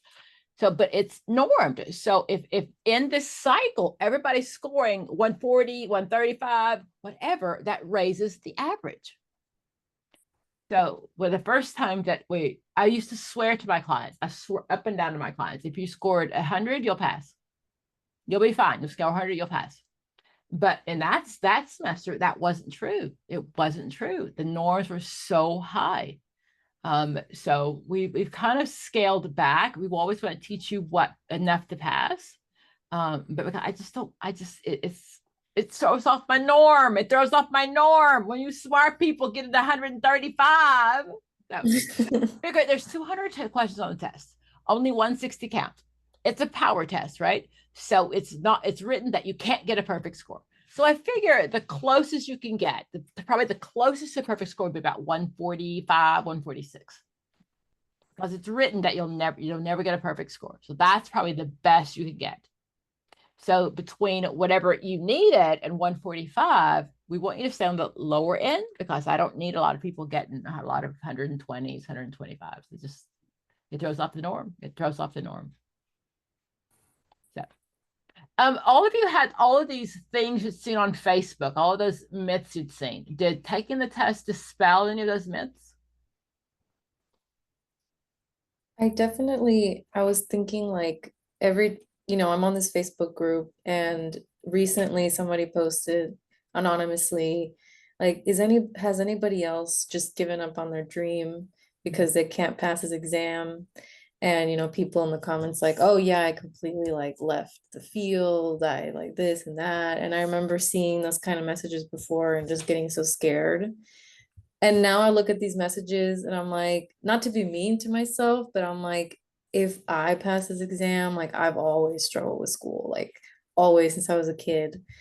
I mean, I think anybody can pass this exam. And I've been commenting and saying like, do tutoring with Dr. Pam, like go look at her videos, like Hellwig book, like just you can. Okay, like it's not, you shouldn't give up your dream. Like that's really sad, but I would agree. That's RABT, right? That's the Ellis Irrational Belief System. I failed the test and I think, okay, I'm in the wrong field. I shouldn't be doing this. I should have gone into nursing. I should have done something else. That's what RABT says. And those beliefs are irrational. It's the irrational. It's hard. It is hard. I don't think any of you will doubt at all. It's hard, but it's doable. And you have to really take everything else off your plate. And what we say for 90 days, take everything else, push everything back, not forever, just for 90 days. That's all I ever ask of you is give me 90 days of being in your head. Let me be in your head over and over and over again. And I really appreciate, guys, if you always say, oh, check out Dr. Pam's free videos. Try some sessions with Dr. Pam. That really, it grows our business. And that's what we want to do is we really want to just, I don't want anyone to ever give up on this field. Ever, ever, ever. It's a stupid sheet of paper. Dr. Pam, I always say. I understand and I can relate because I remember when I first came to you, finished school, like a semester before I was doing my practicum, then I was told I had to do the CPCE and I'm a horrible test taker. Was? Yes, was. And I couldn't pass my CPCE and I was so frustrated. I actually changed my degree from actually clinical mental health to human services with the emphasis in life coach. A year later, it wasn't sitting too well with me. And I said, okay, it all started off with me doing my LCDC. Past that, now I'm coming back to you because I am not going to give up on my dream because I think that's where the Lord helped. He placed in my heart for a year. Although I'm totally in a different field, but I'm preparing for another 3 years when I retire because I'm a correctional officer. And I had to go leave that field because I had to look at it from the financial standpoint because I incur a $63,000 student loan. Girl, I got $100,000 student loan. Okay. And you know, Trump ain't gonna forgive that. So I just saying. Exactly. So now I'm coming back and I'm gonna go. And like you said, that paper don't define who I am because every day in the prison system, I'm using it. I have people want to commit suicide and the first person they call, crazy me. But anyway, so for me, it's within my heart and it didn't settle too well with me. Yes, correction paying a lot more money, but that's not my first love. My first love is in the counseling field. So you will see me back again. Now that I build up enough confidence and I know what I need to do, 2 weeks, I'm returning to you. I will be here. I will be here. My staff and I will be here. We keep growing and growing and growing. So we really, really just believe this. It's a stupid sheet of paper. It's a stupid sheet of paper. It's a test. It's a test. And when you see people that pass the test the first time, they would put on Facebook, oh my gosh, a lot of them probably had tutoring. A lot of people tutor with me and don't want to tell anybody. That's a lot. But also then what happens is a lot of people have had tutoring for other tests. So they had GRE testing or SAT testing. So they have knowledge that you don't have of how to pass the test. One of the things I want to say is, wait, did I make any of you better counselors? The minute you pass the test, you're better counselors, right? The heavens open, when it said pass, the heavens opened up and like gift things just fall from heaven. Does that happen? No. What makes you a better counselor is experience and good supervision. That's really it. Oh, Christian, say something. Tell me about you and your partner and you opened a business. I don't want to leave you out. Hi, thank you so much for inviting me. I actually had I invited you personally, right? Yes. Hell no, I have no idea who got invited. Yeah, it was me. I set out and I sent personal invitations. Yes. My staff, it's amazing. That's my staff. But I see about I think I saw 11 clients every day this week. Oh my gravy. Well, I had probably the worst case scenario happen before it was time for me to take my exam. And I did not get to go in with 90 days devoted to studying. It was literally, I am hanging on by a prayer, and passed both exams first time. So tell us more. Oh, well, what more would you like for me to tell you? so both exams? So the CPCE, the NCE. Okay. You took with at the same time? No, I took CPE, ironically on Halloween of last year.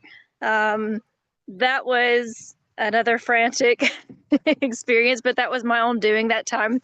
But yeah, definitely not the devoted time that you strongly recommend us to take.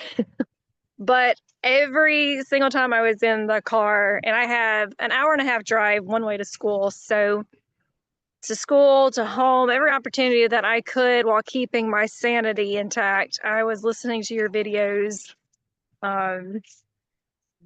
So that you were probably 95% of my study material. I hope so. And again, I just want you to understand the concepts, because most of you tried to memorize before you met me. You tried to memorize, and we want to talk about that's the assessment and research part. And I hope most of you did okay in those sessions, because those are the ones you memorized, right? Yes. Everything else you really just have to learn. Math is math is math. It'll never change. I thought the test was going to be harder, honestly. I went into the NCE fully anticipating I was going to have to retake it. They handed me my piece of paper. They didn't even look at it. And I sat in the bathroom in kind of a daze. I didn't even know how to respond, because I had worked myself up with the worst case scenario is, okay, I can live with the worst case scenario. Facebook? Help with that? I didn't see any of your Facebook stuff. I watched not mine. I would say others. So a lot of people on Facebook, if you and you guys correct me if I'm wrong. So on Facebook, I think it's the hardest thing ever, and I'll never pass. That's the vibe I usually get from other NCE groups. Is that accurate? Yes, I've seen that.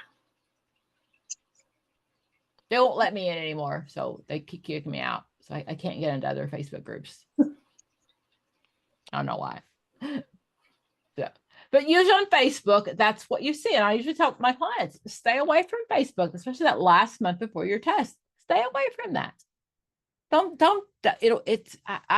don't need that. I need the DBT, right? I need mindfulness. I need to enjoy the moment, appreciate the moment. I can't do everybody saying I'm going to fail because they failed 7 times.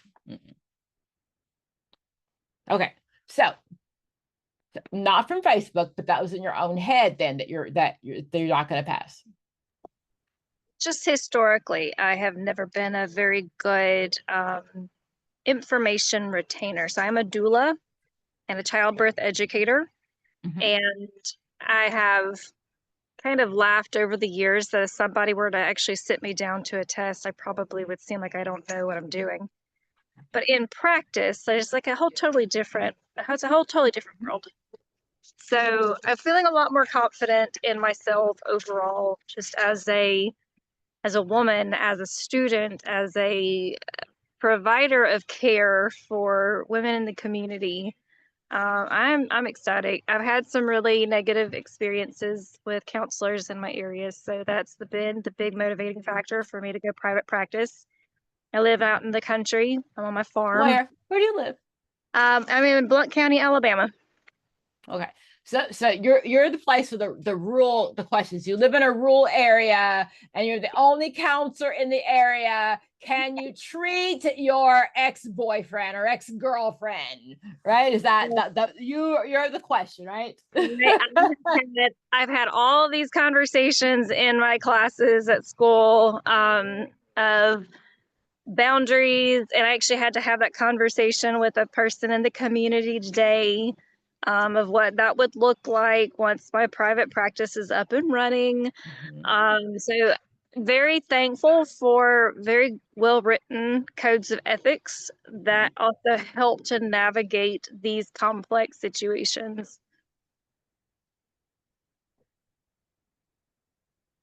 So tell me about your future. What does it look like?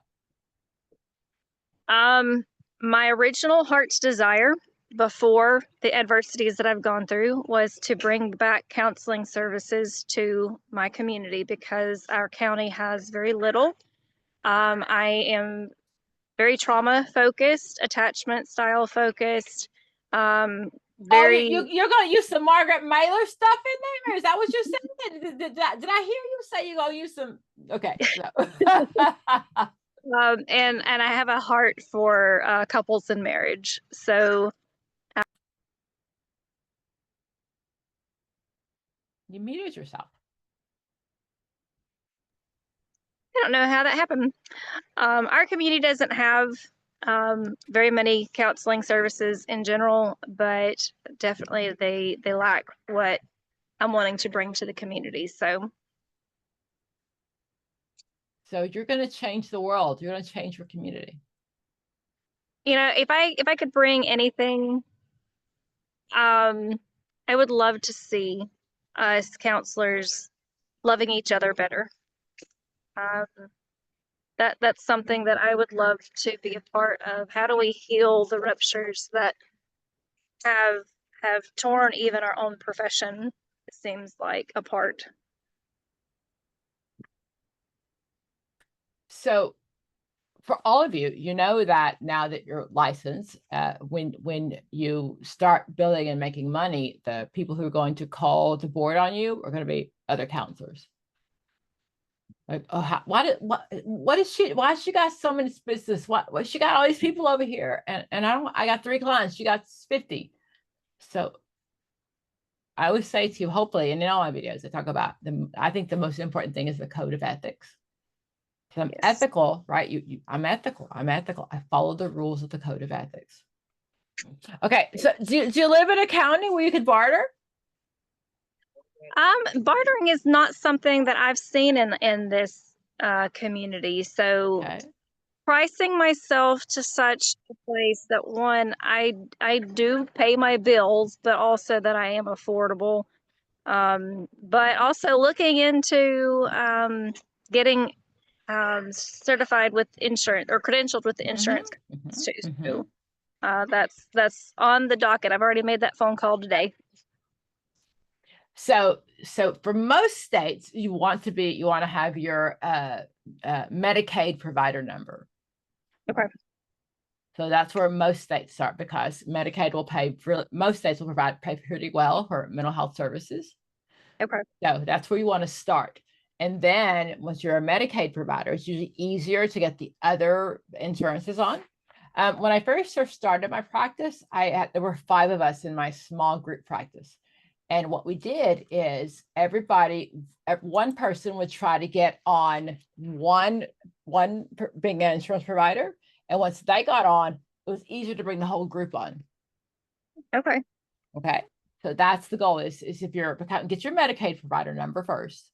And then you can go with insurance companies and really just then you can say, hey, apply to them. And then in my group practice, there are 5 of us, but once one of us got on, then we could bring everybody else with us. Gotcha. Okay. Retna said something. Retna, you want to say that out loud?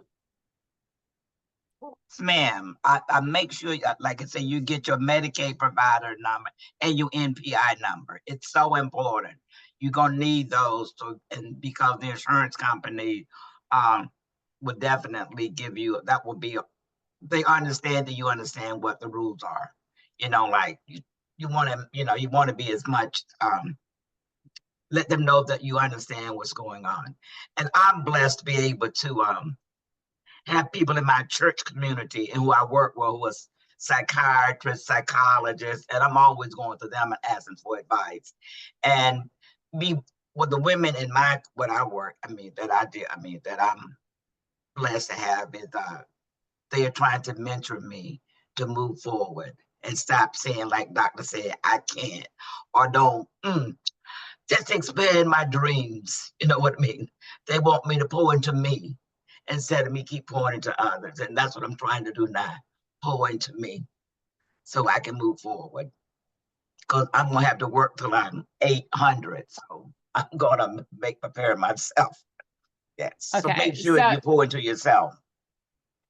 So this is a networking event. Retna and Kristen, I'm going to link you two together. I suggest that you share emails. So if I've got someone that I can count on who's gone through the process, in my first place, we hired somebody. We hired someone who did Medicaid billing because ma'am. it has to be exactly right. Medicaid is exactly right. So that's the goal, is to make sure that we get what the rules are, and they'll come back and take money in a heartbeat. In a heartbeat, they'll take money. So that is the hardest one. Once you learn Medicaid billing, you can definitely do any other insurance company. And Doc, I'm a listen, I've already exchanged information. With the other lady that lives in DC, we've already exchanged information. So we're going to be in touch. Do you mind putting your email in the chat box? Because you know, we believe in networking. We want to support each other. If I know this already, I'm going to share what I know. One of the things that I'm a member of the NABSW, National Association of Black Social Workers. Yes. And the theory is that we bring someone with us. Once you get over it, you bring someone with you. So if you look at your email. Aren't you finna go to Ghana and aren't y'all going to Ghana in July? I know they're going from Ghana here to National Association of Black Social Workers. Out of DC are going to Ghana in July. I am not. I do have a couple of friends that spoke the end of last year in Kenya. But that's a whole different conversation. Okay. So networking is that important. It really is. Making sure that you hook up with people that have information that you don't know, and you put your information in the chat box. I do appreciate that. Okay.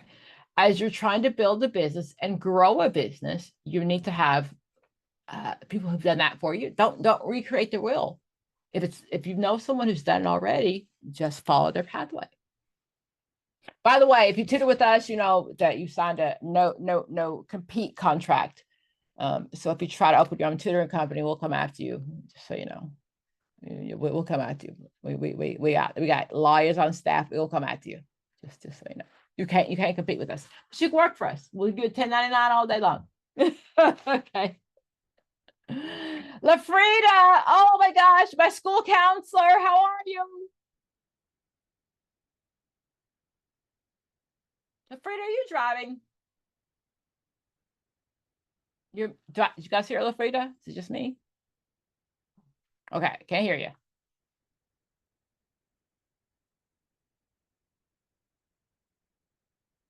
Lafrida was in one of my 15-week prep courses. I'm here, Dr. Pam. There we go. Come on, share your stuff, Lafrida. I'm not driving. I'm in the garage, and I was trying my best to get back home so I could log in to the party. Okay, you ain't got the garage door open, right? You ain't trying to kill yourself in your garage. The garage Okay. is Just making sure. Don't be trying to kill yourself in the garage on my shift. No. Okay, No. So share with us. You're my last one. We're about to wrap up. Share with us your journey. So I had the pleasure. Hello, everyone. My name is Lafrida. I am in North Carolina, the Raleigh-Durham area. And I had the wonderful opportunity of doing the 15-week course with Dr. Pam. It was Girl, that cost you an arm and a leg. Go back. It was a wonderful opportunity. It cost you lots Thank of God for the payment plan.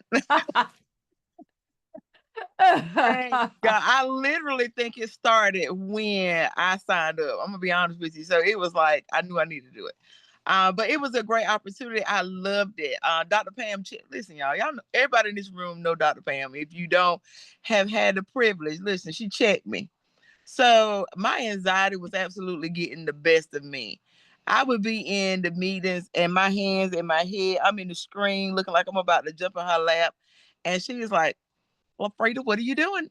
You're not getting. I was like, Dr. Pam, I'm stressed out. She was like, you need to get some for your anxiety. And I was like, I have some meds. She was like, so why the hell are you not taking it? They were in the cabinet. I wasn't taking it. But I did. I was like, okay, I took my medicine for the anxiety because the anxiety was getting to me so much just thinking about it. I had took it the first time, just scared to even take the test. I took it and made like a 77. So I didn't pass it, but I was just happy that I took it. The second time I tried a little bit better and made the same exact score. So I wanted to do something else. So that's when a friend of mine told me about Dr. Pam's group. So I actually passed on my third attempt, which was this past January. So the actual tutoring made a difference for me. And we had to have a 90 in North Carolina in order to pass. And I made 100. So I was just happy that I had a little extra. I was like, what? So listen, it worked for me. So I know everybody in here can attest to how this tutoring program has been beneficial. But I recommend Dr. Pam on every letter. I think I got every counselor, school counselor, both of them trying to start taking the test. I got one of them now that's trying to start her payment plan for when she gonna sign up. But I told her make sure she get a date first to figure out when she needs to test because it needs to be near that same time. But I mean, I just think that's the way to go. I was listening to what you were saying about other counselors, and it was so funny. I was talking to a friend of mine who is a therapist, has her own practice, and she's doing amazing things.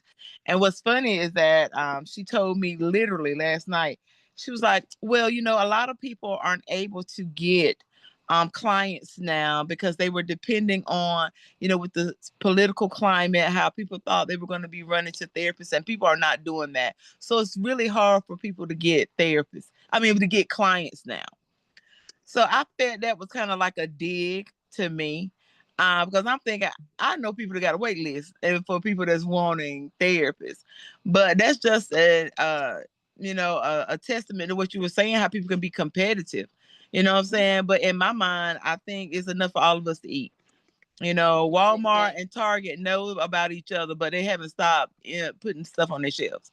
You know what I'm saying? And we'll all go to Walmart and Target. So I think it's really about us, being supportive of each other, you know what I'm saying? And to know that I feel like what I had to believe is that my style may be totally different from someone else's style, but I'm a woman of faith, and I believe whoever God wants you to have, he's going to send your way.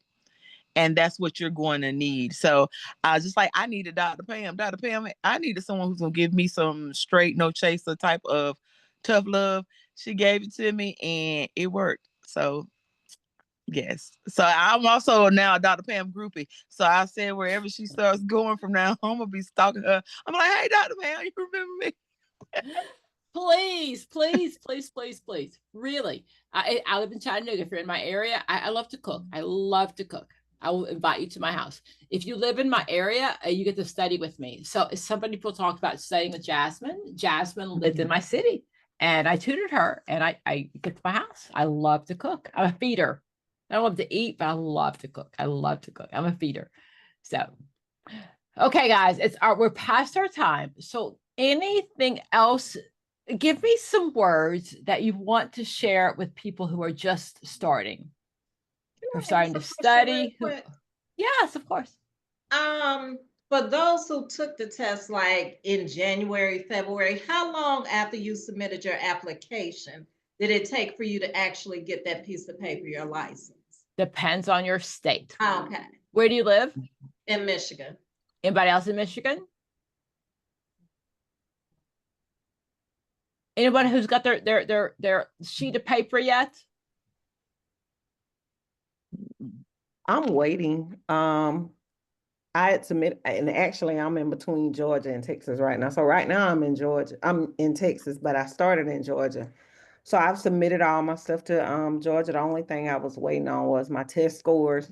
So when I submitted my scores, I got the email that they will review it. They review like once a month, and they'll review it on the 4th. So next Friday, they review it then. So everything is in. I'm just waiting. I feel like I can breathe now, though. I feel like at this point, the wait is easy. I know everything is there. Right. It's coming. So you know that once you pass your license, and I think in most states it's 2 years of practice, you can apply to sit on the board. Mhm. Those evil, nasty people that you think are out to get you, sit on the board. Sit on the board. Ask to sit on the board. I always say you can't change things from the outside, but you can change things once you're in. Sit on the board of your state. We can make changes. That's feminist therapy, right? Feminist therapy says if you're marginalized, you're not part of the majority group, that we empower our clients to make a difference. So sit on the board. Right now, like that. Be at the table. Be at the table. You want to change it for other people? Be at the table. Okay, so I'm pretty sure you're holding a rooster. That's actually a hen. She's a little bitty one. Okay. So educate me on the red on the top. All right, so on a female, sorry, my rooster decided to talk. The female is really little. I'll come over here and show you my rooster. I have all kinds of critters. I've got let me turn my camera around. Do you know how much eggs are? I'm just saying we can all hook up with you because eggs are like ridiculously priced. Oh, okay. That's the rooster. Yeah. He's got the big comb and the big wattles.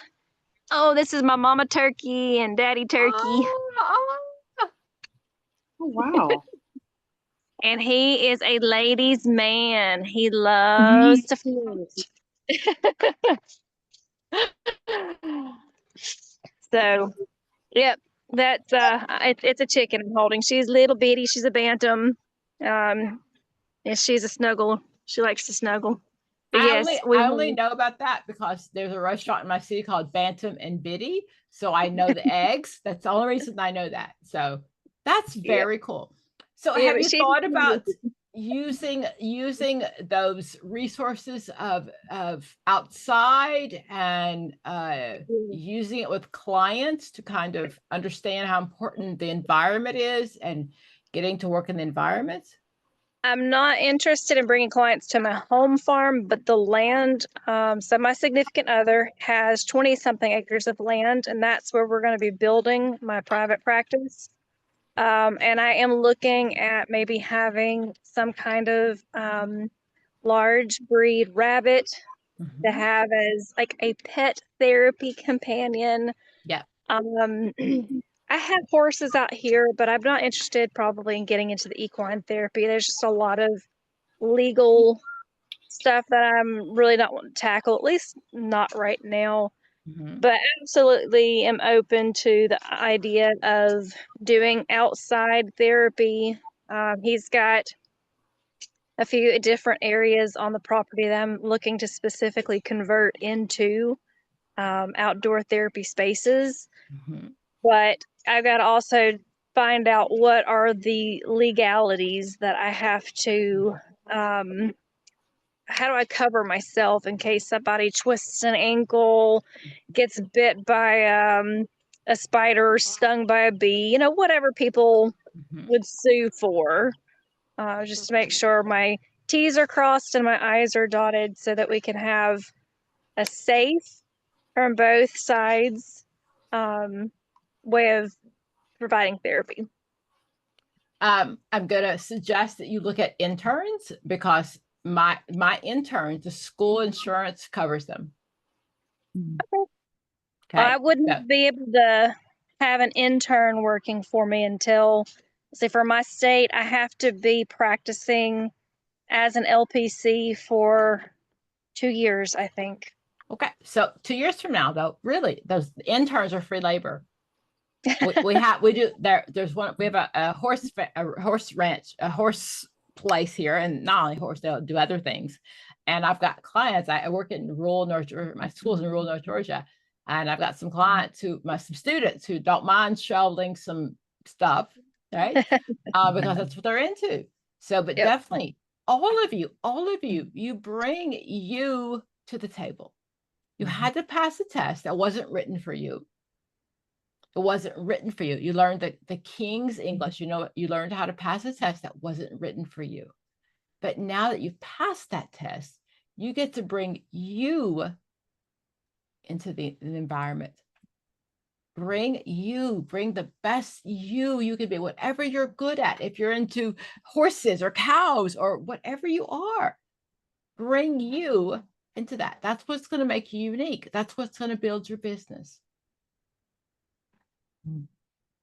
Okay, I got to wrap you up, guys. Anything else you want to share with my clients, my students in the future, my clients in the future? They're taking the test or watching this video like, oh, Dr. Pam, I'll never pass. Give them some words of wisdom.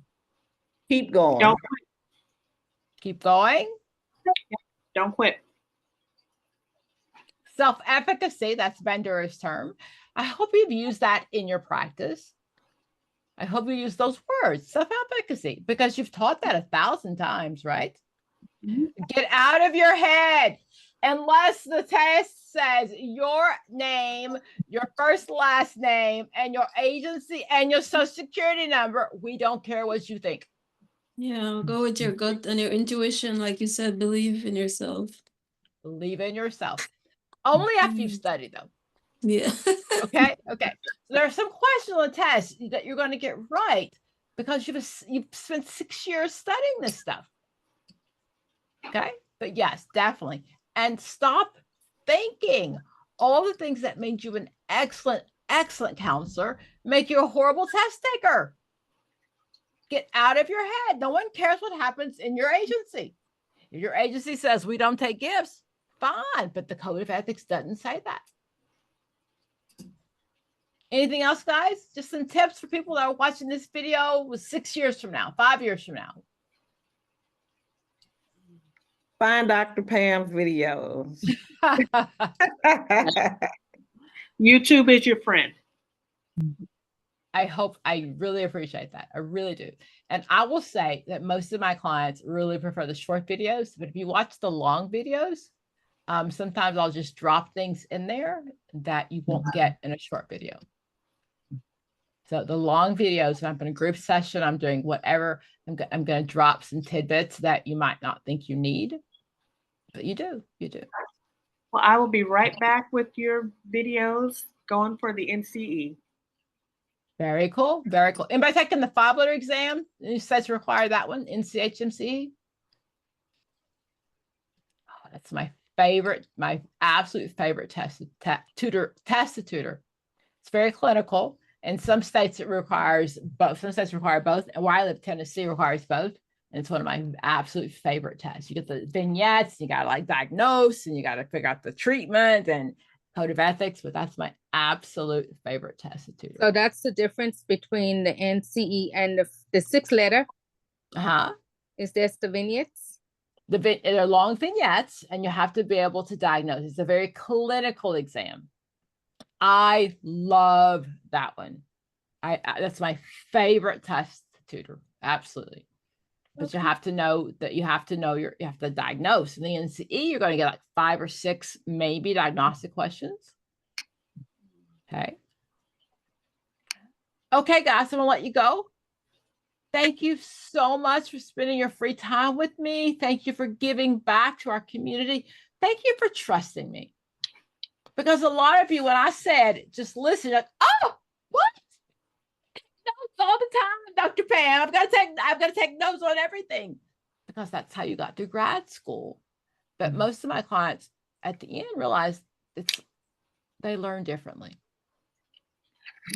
And listening to me is not so bad. It's really not so bad. You're probably an auditory processor and you just didn't realize it.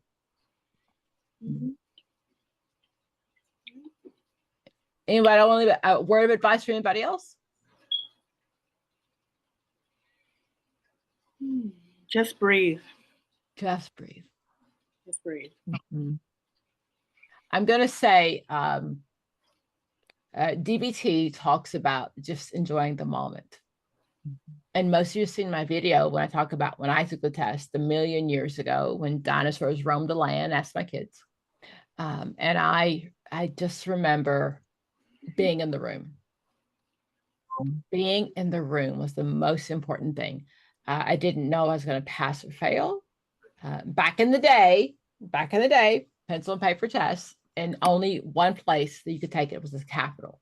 So I lived in South Florida, and I had to drive all the way up to Tallahassee. It was a 10-hour drive, and I just had my son. Of course, my husband would not stay home with my son. Oh, no, that wouldn't happen. So I drove 10 hours to take the test. We got there the day before. Milan. And I remember just walking in the room. And before I took the test, I used that time. Now it's called being in the moment, right? Mindfulness. Milan, I just remember I was so thankful that I was in the room. Because when I went through grad and undergrad, I'm old. There was no online classes. My graduate degree meant I had to drive to school like 3 days a week. I lived in Fort Lauderdale, I had to go to Miami. And there were days I didn't have money to pay the tolls. I'm throwing my hand in, like just throwing my hand in because I don't have the money. I don't have the money to pay the tolls. And I just remember thinking, thank you, God, that I made it this far. Come what may, whether I pass or fail, I'm in the room. And I didn't want to give up that moment that I was in the room. I made it to the room. And I hope that you've watched that video, or everybody, if you've not seen that video, I talk about it a lot of times. I was just gratitude for being in the room. Had number 2 pencils, sharpened, right? 2 IDs. And you had to wait 6 to 12 weeks, 6 to 10 weeks to get your scores back. But I just remember, thank you, God. I'm in the room. I'm in the room. I made it this far. And then I remember being thankful, saying that everything that I've worked for, everything I've done was about this moment. All of the years I've studied, 6 years in school, right? All of the things I've done, all the classes I've taken are just about this moment. And I didn't want that moment to pass me by. I didn't want to worry about whether I passed or failed. I just wanted to be grateful for the moment. And I hope I share that with you always, always, always. We're so anxious about taking the test. We're so worried about taking the test. But I was just thankful that I made it to the test. Thank you all for trusting us. Whether it's through videos or you invest in individual or a group therapy, or group counseling, or group tutoring with us, you trusted us. And I cannot thank you enough for that. I don't look like the big guys. I don't look like Rosenthal. I don't look like Hellwig, people that have been around forever. I'm the new guy on the block. And I teach differently. I teach the people that everyday people. I want you to recognize that you do what you do all the time. I'm never going to make you a better counselor. I don't want to make you a better test taker because it's a stupid sheet of paper. That's it. It's a sheet of paper. Thank you. Thank you for trusting us. Thank you. Thank you. I know we're pleasure. closing. Thank you so much. I mean, because without you living your dream to just help somebody else, you helped all of us get to where we need to be. I just can't imagine. I mean, just to see you, not just even as a therapist, but as a woman. You know, you got all these women up here that you've empowered us to be able to do this.